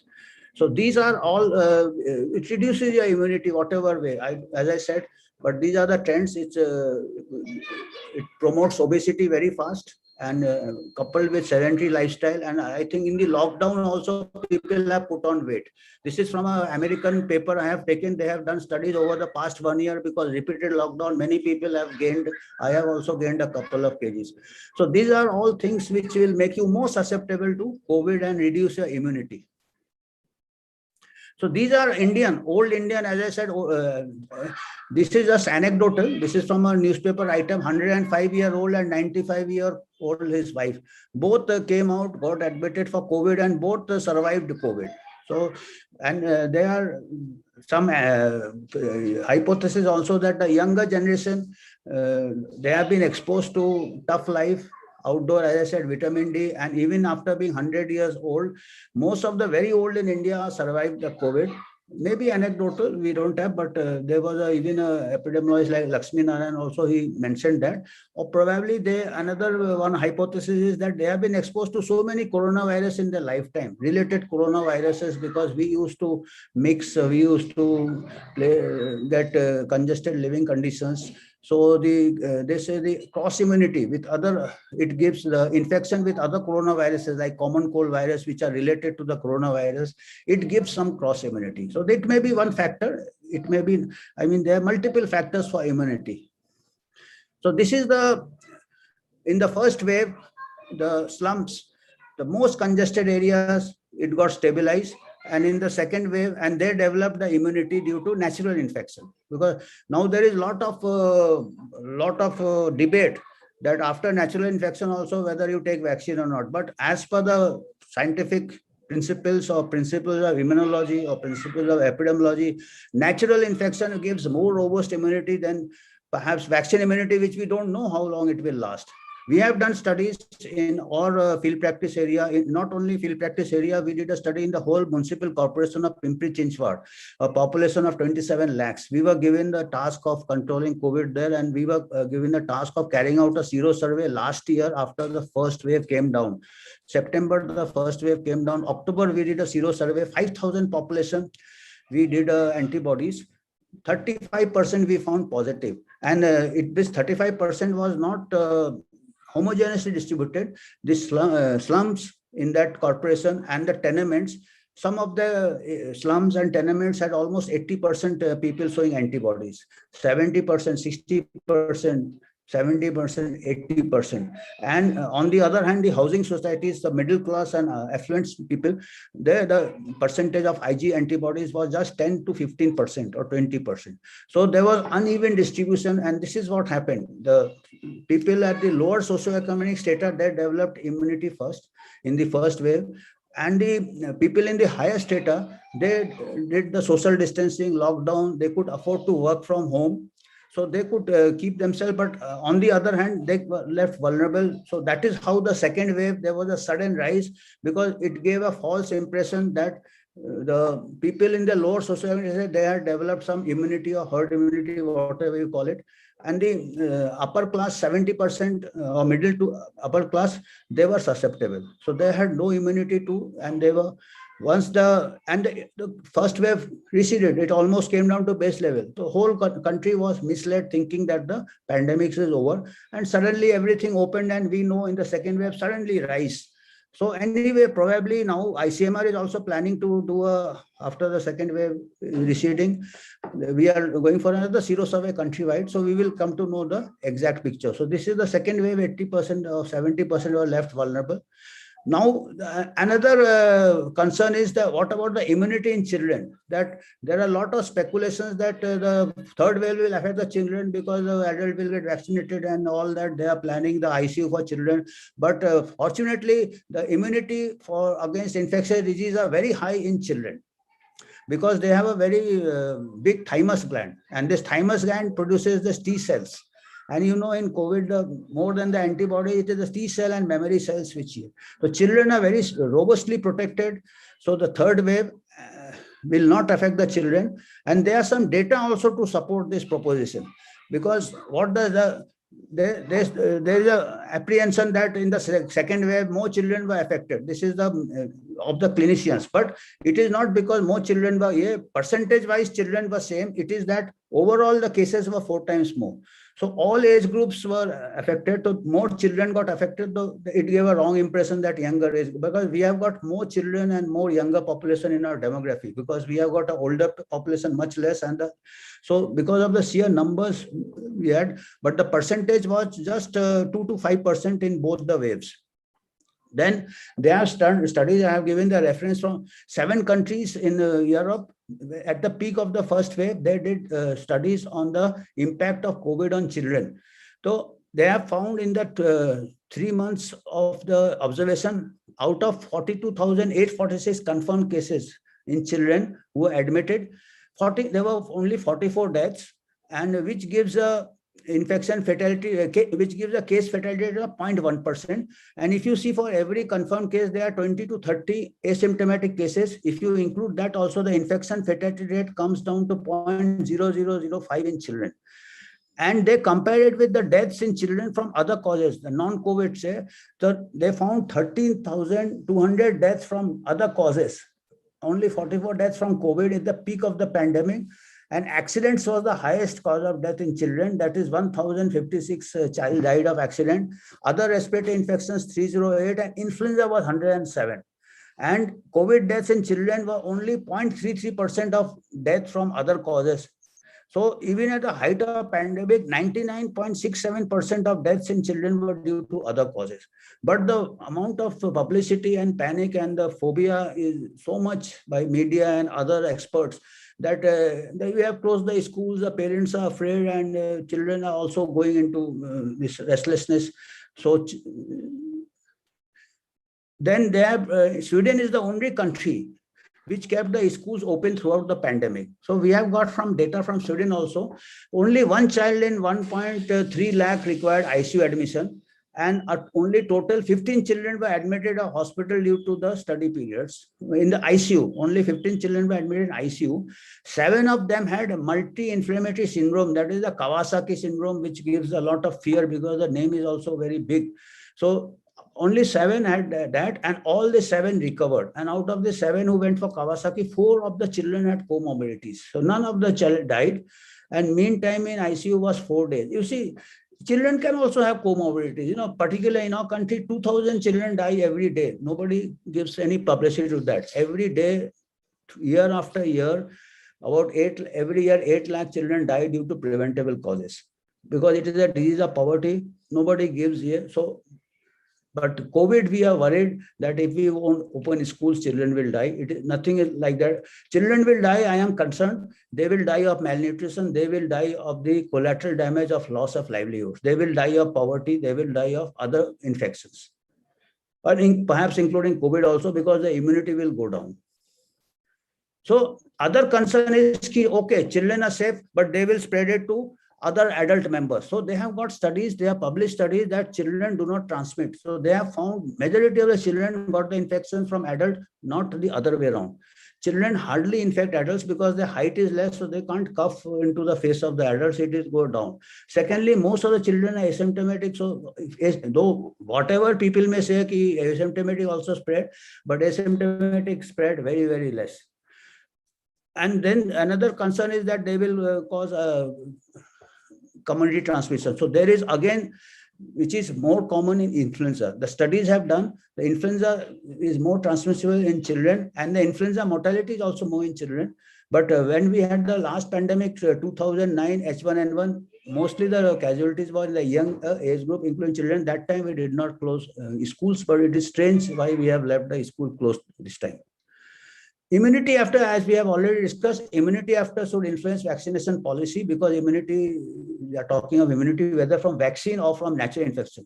So we should combine this rather than going for mass vaccination, because after the first wave, as per the ICMR third round of sero survey, 21% of the population were infected, had IgG antibodies after the first wave. And the second wave was 4 times larger. So if you just do normal arithmetic, so 20%, 4 times more will be almost 80%. So let us say 60% or 70%. So let us say 50% of people get IgG antibodies from natural infection. You will say 50%. Now everybody knows there is such a big crisis of vaccine in India. So you will save 50% of vaccination, and everything is linked up. RT-PCR is linked up, antibody test linked up with your Aadhaar card. So you can have a list of people who have already got the infection, natural infection, IgG antibodies, and you can exclude them at least from the first round. You can save a lot of vaccines, and you can reach herd immunity faster by vaccinating those people who have not been infected. And even though they say after natural infection, we have, as I said, last year we identified 1,500 people in the Pimpri Corporation, where did the Sero survey. We have got the list of those people, and this time we are following them. After 8 months, we are following them up to see how many of the 1500 who had IgG antibodies, how many of the 1500 have got reinfection. Up till now, this month only we started following them up. We have contacted 500 of them. Out of 500, only 4 of them had a reinfection, which was very mild, which did not require hospitalization. So at least for 8 months, and they were staying mostly in these crowded areas, slums and tenements. So this is immunity is there, at least 8 months it is there. And as I said, it is not only antibodies. They say antibody is not the immunity. It is the T cells. It is the memory cells which can be activated at short notice.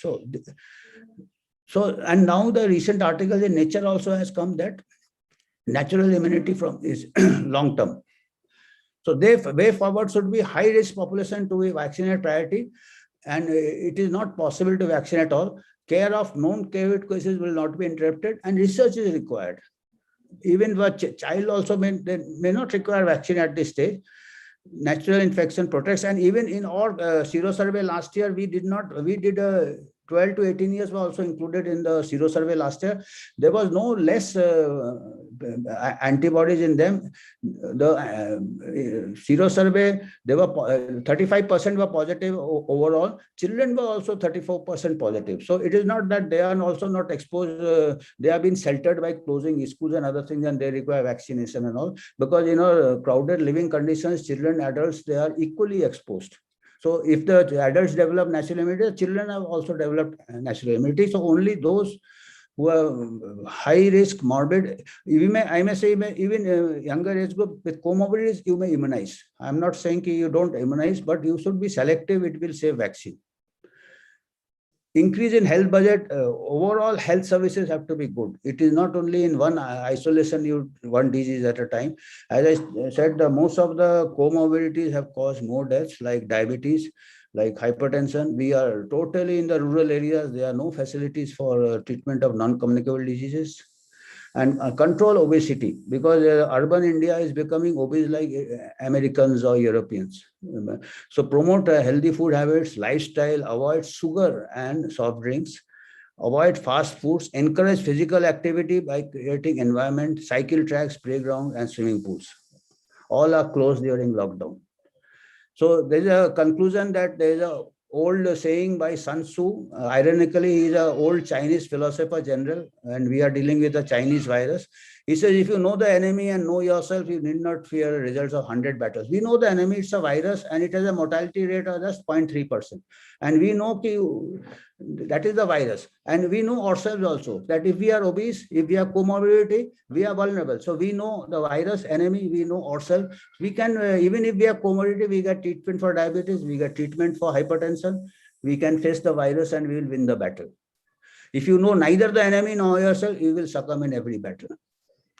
And again, the father of medicine, Hippocrates, and I am sure that our Susutra and our Charak also must have said the same thing, that most important, the last sentence, that wherever you go, you see the seasons. It has got a seasonal, say winter may more, and health implications of the winds, the ventilation. We should have good ventilation.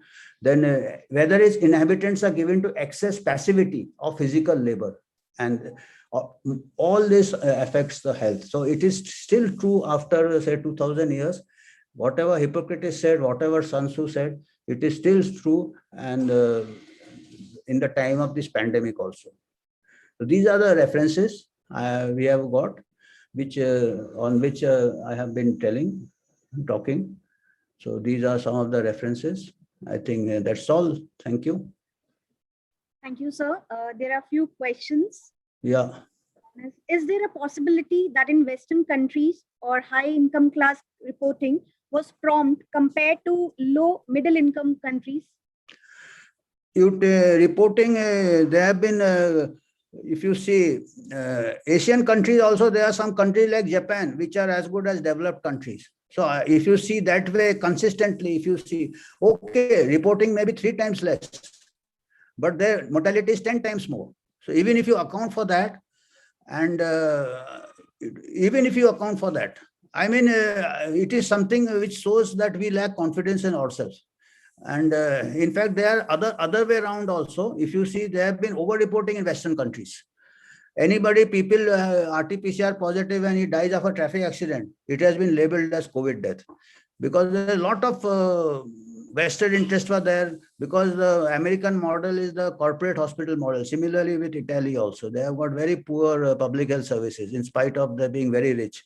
So the corporate hospital were getting extra incentive to treat COVID patients. They got extra incentive for ventilators. So they were labeling all cases as COVID. And in fact, in between the WHO or CDC, I think CDC had given a report, then they withdrew it, that actual COVID deaths were only 96, only 4% or only 6%. That came last year when the peak of, because actual COVID means either people dying due to COVID or dying with COVID. You see, most of the people there who died above 80 years, above 60 years in the nursing home, they had number of comorbidities, terminal illness, and you have a RT-PCR, and it goes both ways. So you see different countries, and India is testing more than 20 lakhs a day. The testing rate is also good. And death you cannot. That's why I have compared only death. I did not compare cases. So death you cannot hide. I mean, it may be 2 times less, 3 times less, but Western countries rates are 10 times, 20 times more. Death rate. Is there any seasonal factor on COVID-19 rate? Yes, seasonal factor is definitely there. In the Western countries, it comes every autumn, winter. It is all respiratory disease, whether it is influenza, now it is COVID. And our country also, in the spring, the respiratory infections increase. You have measles outbreak, you have chicken in the month of February, March, because of the dry epithelium or something respiratory. And of course, post rains and winters. So the seasonal pattern is there. Since the children are not yet being vaccinated, so how can we protect them in our next third wave? And how do we the children will protect themselves. The nature will protect them. As I said, they have got a very thymus here. And I am very happy that if you read the latest statement by the Indian Association of Pediatricians. So Indian Association of Pediatricians have said that children will not be, there is no evidence. Everybody is cautious nowadays. So they said there is no evidence to suggest that children will be affected. That is the strongest they have come to say children will not be affected. And yesterday only there is a publication in Lancet by a task force of Indian doctors, Indian researchers, which have published an article that the third wave will not affect children. I mean, or they may be saying there is no evidence because nobody wants to commit something. So be assured, children will, as I said, the sero survey shows that children are already infected. At least our sero survey showed last year. We did that. We found in the pediatric age group also 35% sero survey. So what is happening? Everything is happening simultaneously. So now we will come to know after the 4th sero survey. Hopefully it will take place fast. After the 4th sero survey, we will know, and we should not be worried about children. Children have got very strong immunity. Thank you, sir. You provided us with concise epidemiological data, and we could actually relate to you because we as naturopaths also believe as obesity is one of the, like you can say, mother of all diseases. Yeah. So, and you as well said that obesity is the marker of COVID. So we could relate that returning back to nature, a ventilation or vitamin D or sunlight can help us to improve immunity. So we are really thankful for your very informative session and for your invaluable time. Thank you, sir. Thank you, madam. It was an honor and a privilege. Thank you. Thank you. So amongst us, we have our next speaker. Again, we are moving to our last speaker of today's technical session. He's a distinguished personality in the field of naturopathy and yoga. Post his BNYS from JSS College, he worked with many prestigious institutes and hospitals. NI in Pune, Netaji Nature Cure Hospital, Ernakulam. He's internationally qualified NLP practitioner and holds his expertise in style medicine, lifestyle medicine, and healing through mind hacking. Currently, he's working as Chief Medical Officer at Prakriti Shakti Clinic of Natural Medicine by CGH Earth and serving as National Executive Committee member Enigma. Member Committee for International Yoga Day Celebrations 2021 Government of Kerala, and still more in the list. So today he'll be enlightening us on establishing and running a naturopathy setting with minimal treatments. I welcome you, sir, Dr. Sijit Sridhar.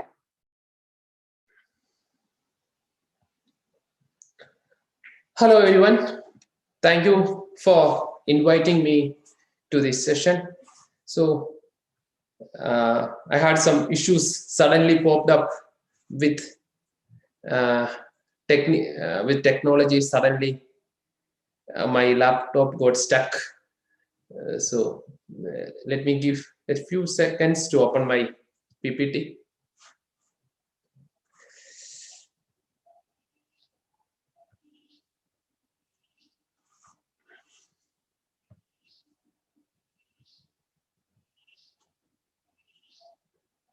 Is it clear now?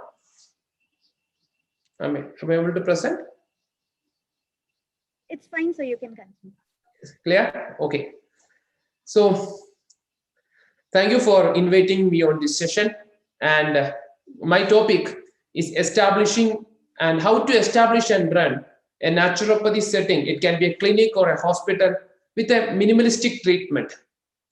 So I graduated from JSS Institute of Naturopathy and Yogic Science, but I learned naturopathy from the legend Dr. Babu Joseph, which he told to me that the basic rule one should follow is law of minimum and conservation of energy. That is which I kept with me. So the basic of entire presentation is this law of minimum and conservation of energy. So what is the basic requirement to start a naturopathy center, or what is a basic requirement to become a successful naturopathy physician? What you need to be with you to be a successful naturopathy physician? So first, it is knowledge. Knowledge of what? It is knowledge about everything happening around you. But the basic concept in naturopathy that diseases are broken biochemistry of cell. It is not the symptoms or the discomfort which one person experiences, but when the normal function of the cell is affected, you get a disease. And the role of a naturopathy physician is bringing back the biochemistry near to normal or to normal as much as possible. Without this, you cannot become a naturopathy physician. That is my experience and learning. From knowledge, what you need is conviction. The conviction which we should have with us, then we should be able to give to every patient or everyone who came to us that you are not getting a disease because you didn't take any medicine. I have to repeat that. I have to repeat that in every class I take. You are not getting a disease because you didn't take a medicine. But even most of the naturopathy doctors are not convinced with this. That is why we tend to prescribe some herbal remedies to overcome, to bring change a disorder into order, which never happened. So you are not getting a disease, a diabetic, because you didn't take a metformin. You are getting a diabetes because you didn't eat well, you didn't sleep well, or you didn't exercise well, you didn't manage your stress well. So you cannot reverse a diabetes with any medicine. Let it be a chemical medicine or a herbal medicine. You cannot reverse a disease because that is not the root cause of a disease. And third is passion and confidence. Basically the confidence that body can heal itself when a chance is given. So if you have these three things with you, then you don't need anything else to become a naturopathy, successful yoga naturopathy physician. Pre-COVID, you might have needed some rooms, a space. Post-COVID, along with this, you need only a laptop, a good internet connection, and communication skill. That's enough. If you have all the things, then those who are listening to this who thus wish to start listening to this presentation with a wish to start a naturopathy center can leave. That's enough. Everything else is extra. If you look into online data, what is the rate of a normal physician if with the online consultation? It comes between 500 to 1,000. But for a naturopathy doctor, it's 2,500 to 3,000. So that's a difference. That's a scope, because we have to speak about money when we speak about success, become a successful professional, in whatever way you are working. So if you have this, then what else we can have extra to grow bigger. So let's see into it. So when you intend to start a naturopathy hospital, what you need is, you need money, but before that, you need a blueprint.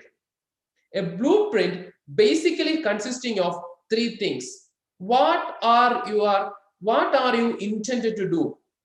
That I will explain later, how it should be categorized and understand that. Then what is your story? It is the story which attracts people. What I am saying to you is a story of how to run a hospital.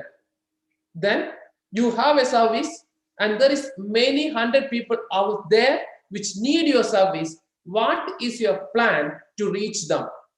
So in my experience, what I understood is many people invest in naturopathy centers.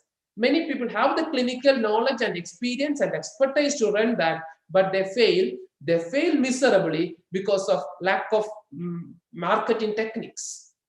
When we start a naturopathy hospital, what mistake most of us do is invest our entire capital in making the setup. We don't make any reserve for marketing or to survey for next window period, the break-even period. If for a small center, it may from 3 months, and for a big center, it may extend up to 3 years. And the investment for that, for marketing and for surviving that break-in period is part of your capital. If you don't have that, when you become successful, when you become growing, and when people try getting know about you, and when people start coming for you, you may shut down your center. Don't do that stupidity. So you must have these three things before you look for a place, before you start making a program, before you start your center. And first thing is, what are you intended to do? In a naturopathy hospital, you should understand about the hierarchy of healing. What heals? As I said earlier, you are not getting disease because you take a medicine. So the role of a naturopathy doctor is to establish an optimum condition for healing, not to provide healing. Body heal itself when a chance is given. A role of a naturopathy center or a doctor is to provide that chance. So are you planning to just provide an optimum condition for healing? Or along with that, are you providing some treatments to stimulate and assist the healing power? So first basic thing is providing an opportunity for lifestyle modification, then providing some treatment to assist the natural healing power in the body. If you are including the second step, then you need to have some healing, some treatment centers, treatment equipments. Third, are you giving some specific treatments to address the weak organs or damage? Something like acupuncture or physiotherapy can be coming in that place. Or you're going to the worst part. We say big story, we don't treat the disease, but we treat the body. But sometimes we forget that and we go to address pathology, just addressing the pathology. Or it is not our concern, at the final end of the therapeutic spectrum is suppress the symptom or surgically remove the pathology. That is, anyway, most of us are not going to do that. If you are trying to do that, we'll be behind bars. But in the first 4 category, where you are going to fit into, are you doing the best one, or are you going to include the next level also? So what are the things comes in each layer? So first thing is giving attention to basics. So diet, rest, exercise, and rhythm. I'll say one experience we had in my clinic few months back during the lockdown, during the entire pandemic is going on. When patients come to us during this time, we have a practice of taking them doing an RT-PCR in the airport when they arrive, and quarantine them in a room till the result comes out. We do the consultation only next day morning. So one lady from Mumbai came to me, and she has a habit of poking her ears always with earbuds. And because of that, sometimes once in 6 months, she used to get ear infection, and she's forced to take antibiotics to get rid of that.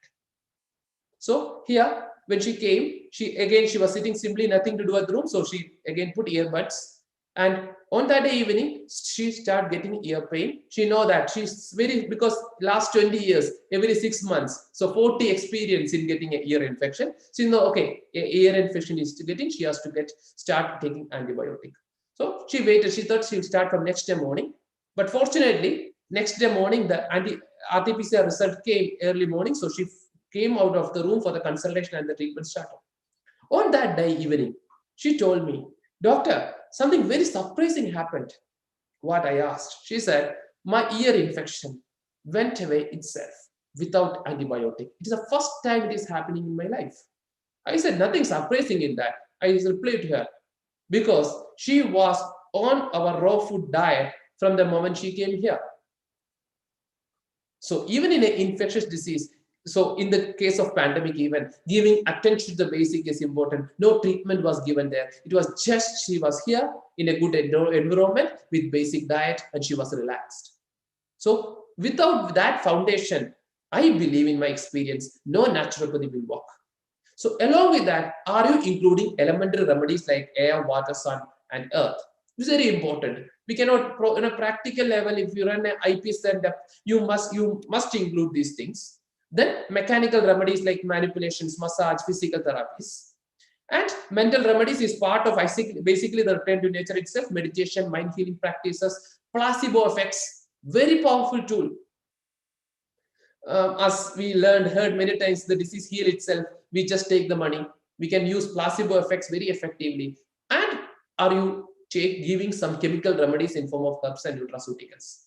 So depending upon what is your intention, you should decide what are the categories you are including as part of the naturopathy healing program. Only after this, then you should thinking of investing in the center if you are running a clinic or an IP center. So what are the minimalistic choices? The minimalistic choices basically means which does not tax the vitality. Whatever you do, if tax the vitality, you're delaying the healing process. The body heals itself when a chance is given, and chance is nothing but rest, because vitality can repair and heal you when you take rest. So don't tax vitality. It is not the number of treatment. It is not what you do to them. Vitality is free? Is the body system is free to heal itself is an important question. Vitality, the freeing the vitality, not taxing the vitality, means reducing the impact on nature. There's nothing there in the nature which for our greed. So reduce, even when you give a hip bath, how much water you are wasting? Is it required minimum hip bath or a spinal bath? Can you reduce the number of hip bath given? It's important. So reduce the impact on the nature. Reduce the burden on investor. Cannot waste money. And support the healing and healer process. If the healing process is supported, as I repeatedly say, it is giving the rest and easy to learn and adopt with the patient. Why naturopathy was included in the program of Mahatma Gandhiji? Because we believe naturopathy can make a sustainable choice for the public of the general public of the common man of India. For any other system, the patient has to go back to doctor, relay the doctor or the physician every time they get a disease. But once a patient get educated, and even if he is able to give a sustainable lifestyle choices for them, then it is forever. Then you may think, how will get patients? We don't have to get the patient repeatedly. When a patient will discharge from here, I used to say to them, don't come back. The purpose of you coming here is not to come every year. You can come back again to reconnect, but don't come back the disease again. They can refer people for us. You don't have to worry about how the business will run if patient don't come back to us. So this is first part of minimalistic choices. And second part, obviously, is financial sustainability. When you're making investment choices on treatment equipments, when it invest on a naturopathy hospital, the bulk investment come on the treatment equipments. One of the important things, now most of us invest is on colon hydrotherapy. Nothing wrong in that. That makes us to earn money. But when you look into the treatment aspect, when you look into the impact of the treatment, can the colon hydrotherapy can be replaced by Lagusanga Prakshalana? What are the advantages and disadvantages? What support you more? You should have to make a choice. You cannot just buy colon hydrotherapy, keep it in a room, and you think that LSP can work better. If you believe, based on evidence and experiences, colon hydrotherapy has superior effect than LSP, okay, go for it. But make a choice. Then reduce the operational cost. Again, when you on an experience, I know when you run a naturopathy hospital, the cost come mostly on a human resource. Last week, I was helping one of our junior to make a hospital, to run a hospital of 3-bedroom. And the minimum human resources required when we calculated was to give in a ideal way was 8 or 9. 2 doctors, 4 therapists, one cook, 1 receptionist, and 1 housekeeping. You may think, why 2 doctors for 3 rooms for 6 patients? When the senior doctor taking leave, someone should be there for that. When a therapist being ill, we need a backup for that, because we cannot compromise on human resources when you give a high quality service or the treatment for the patient. So the ultimate is there should be a balance between investment and income. The minimalistic choices is which can be generate revenue and make profit. Profit is not a greed, but which help the organization to grow. Sustaining our organization is so important. So make these 2 choices, one on vitality, second on financial sustainability, when you think of establishing a naturopathy hospital. So on practical level, what are things are required? And these are the picture of my hospital, which I am working as Chief Medical Officer now, which is known as Prakriti Shakti, situated in a hilly region of Idukki, Panchalimeda, and where the nature is the biggest investment for us. When people landed, they say, we healed itself by the moment we landed here. So it is always better to, I know practically it might not be possible always, but always prefer a place which is cost effective, easy, and vitality friendly manner. We speak about negative ions many years back. Now, multinational companies are coming with equipments which produce negative ions to neutralize the virus. So this can be easily available if your hospital is located in a natural place. Along with that, I'll say what I have. So why this I'm showing is the hospital which I'm working now is catered to a high category people, where we charge minimum from 15,000 to 25,000 and what we give to them. To charge that, what we have this nature. Along with that, we have hydrotherapy. This is our hydrotherapy, 1 hip bath and spinal bath. We don't have anything else. So why I included, everyone has seen the hip bath, spinal bath picture, but many of my friends asked to send a picture of the hip bath and spinal bath settlement in our place, because how it is placed. So I just added that picture. Then this is our massage room with a normal steam bath cabin. And recently we included a sauna room also, and hip bath and massage, and a reflexology track, along with acupuncture. That is what we have in our hospital. So this is what provide. Then why people come to us? It is because how we explain the things to people, how we are able to connect our philosophy with the scientific knowledge, how much we are rooted and being scientific at the same time. So these are the certain terms we generally use with the people. We explain our naturopathy principles with this. Toxemia, fasting, healing crisis, self-healing capacity of the body, naturopathy diet and therapeutic yoga. We almost play with all these words whenever we speak to patients. These are time-tested philosophies, time-tested words, which we have firm beliefs. But are you able to connect these traditional concept with the most modern outcome in the science. I'm purely a clinician. I'm not in the research field, but there are people out there who do research. There are people among us who bring that knowledge, who read that and say, to update us on a daily basis, read this paper. Are we able to read that and take the meaning and understanding of that and able to explain to a patient? Are you able to connect the toxemia with the scientific explanation of protein misfolding? In PubMed, the numbers in bracket are the paper available in PubMed on protein misfolding or on each topic there. Are you able to explain the toxemia is a condition, nothing but when the protein we given to the body is of low quality, the protein which is supposed to fold in a healthy manner is getting misfolded, so the cell get damaged, the cell suicide by itself, which leads to damage of the organ.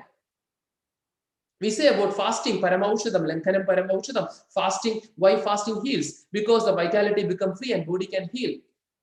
With that traditional sentence, are we able to explain how fasting really works on the cellular level, which inhibit the mTOR mechanism, which inhibit the cell division, so the autophagy get activates?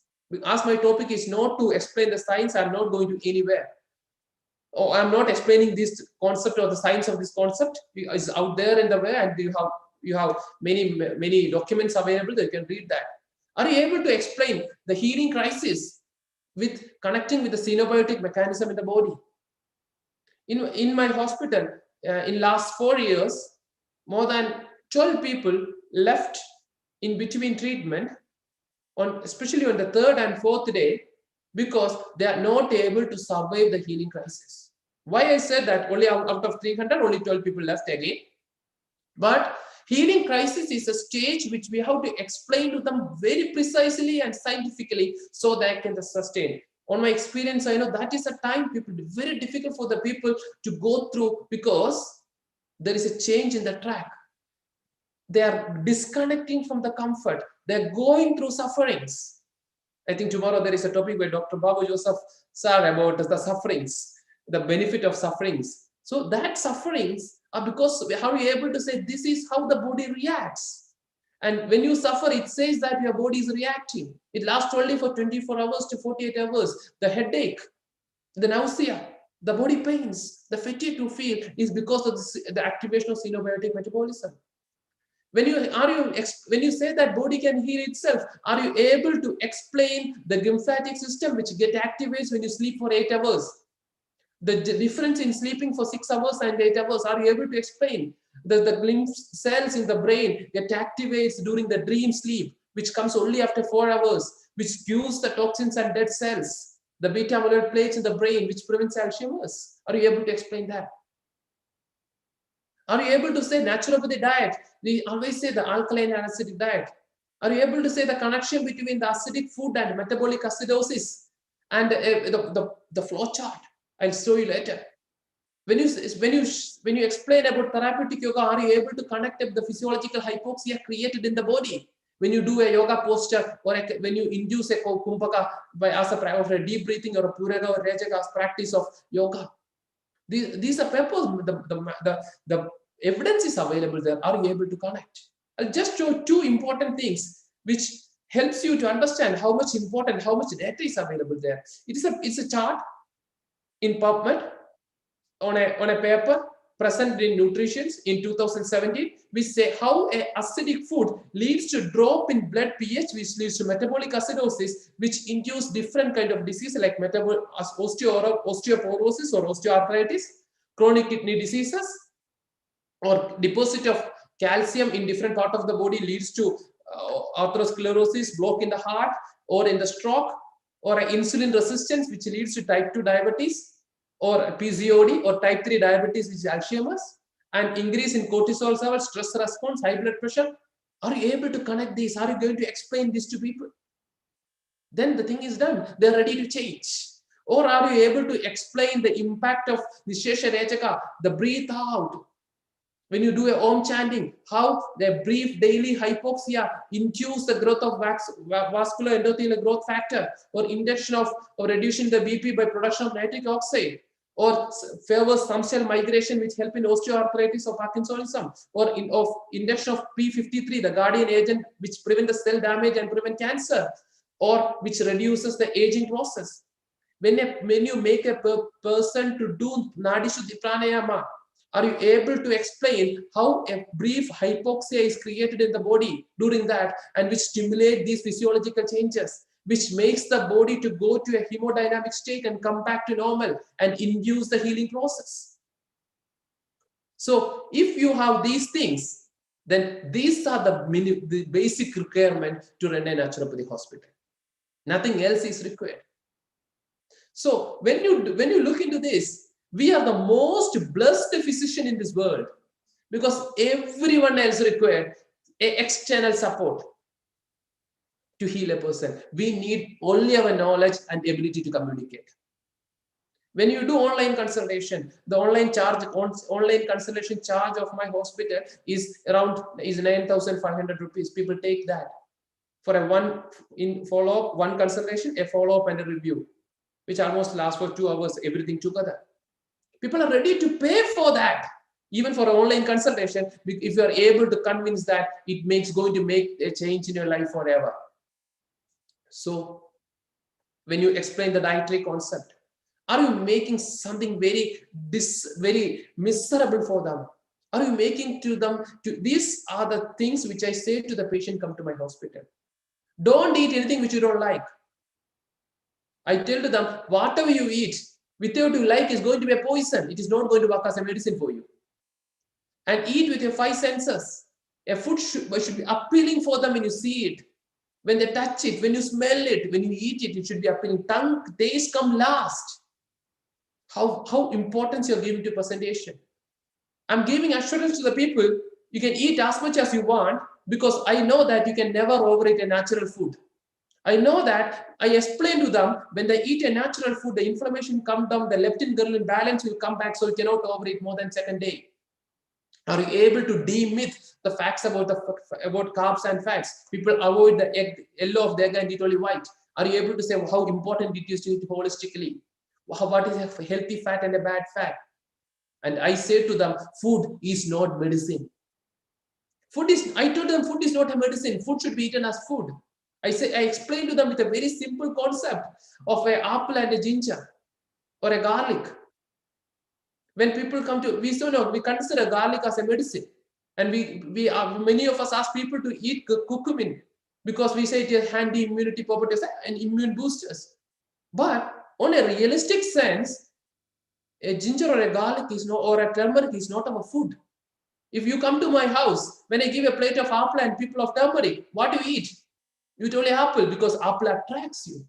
So your food is what attracts you. You can include ginger, garlic, or anything for a specific purpose, as I said in my first or second slide, to suppress a symptom, not for healing. When a person is getting indigestion, when you're giving a ginger decoction, you should understand a person is getting indigestion not because he didn't take a ginger. You may use that for symptomatically for 1 hour or one time, not every day. The disease aggravates gradually. So I believe food is not even a medicine. Food should be just food. Food is a communication from the external world to the body. And it depends on what communication you give the body. Are you giving the right communication? Or is it anti-inflammatory or a pro-inflammatory is a question. Is it acidic or alkaline? What is the communication you go into the body to the food? That's a question. So this is a raw food we give Malayalis or someone who being in Kerala. No, this is a sadhya, traditional feast of Kerala, but we give in raw food. None of the thing here is cooked here, what you see there. But see, look at the presentation, look at the color. I believe it again, fresh, live, wholesome rainbow food. So I just present with all these things, with that minimum setup, with that rate, how much patient we get in 2019. I took the date of 2019 because 2020 we operated with less capacity, lockdown in between. See the numbers. So these are only not the numbers. When you have a good marketing team, people may come to you. But how much satisfied you are, the end product is important. This is a rating we do when people get discharged. on the medical, treatment, diet, housekeeping, and front office.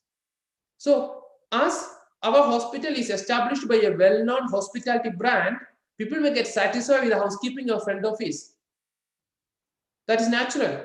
But how much satisfaction they have in the treatment, diet, and diet, treatment, medical side, treatment and diet. Out of 5, it is more than 4.5 for everyone. See the average. It's average I'm showing there in 4.8 and 4.6. So look at the index, the person satisfaction index in June, July, August, and September 2009.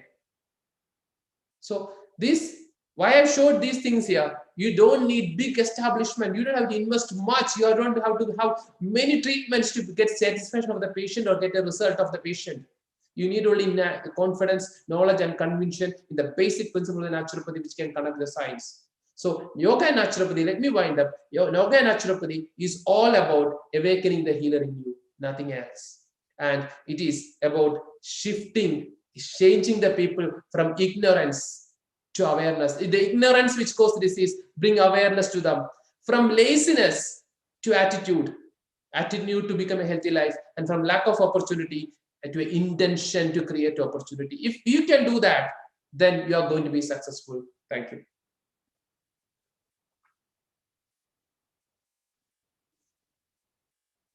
Thank you, sir. Rightly, you said we really do not need much of investment for setting up any hospital, naturopathy hospital especially, because if we have a right knowledge, if we are skillful, sitting at home with the minimum things, we can do consultations, we can take up yoga sessions, we can go for it. So thank you for highlighting how our upcoming naturopaths can take advantage of your session. And if they want to build up any settings, it will be definitely helpful for them. Thank you, sir, for your informative session and your valuable time. Thank you. Thank you. So moving ahead, this was our last session of the today, and tomorrow we'll be joining back at 9:45. Links are already sent to you, so you all the participants and everybody can join at 9:45 sharp AM tomorrow. And now we'll be ending up. Thank you for patient listening, and that's it. So think of all the good things happened today. We'll meet tomorrow again with a beautiful smile, beautiful morning. Till then, take care. Good night.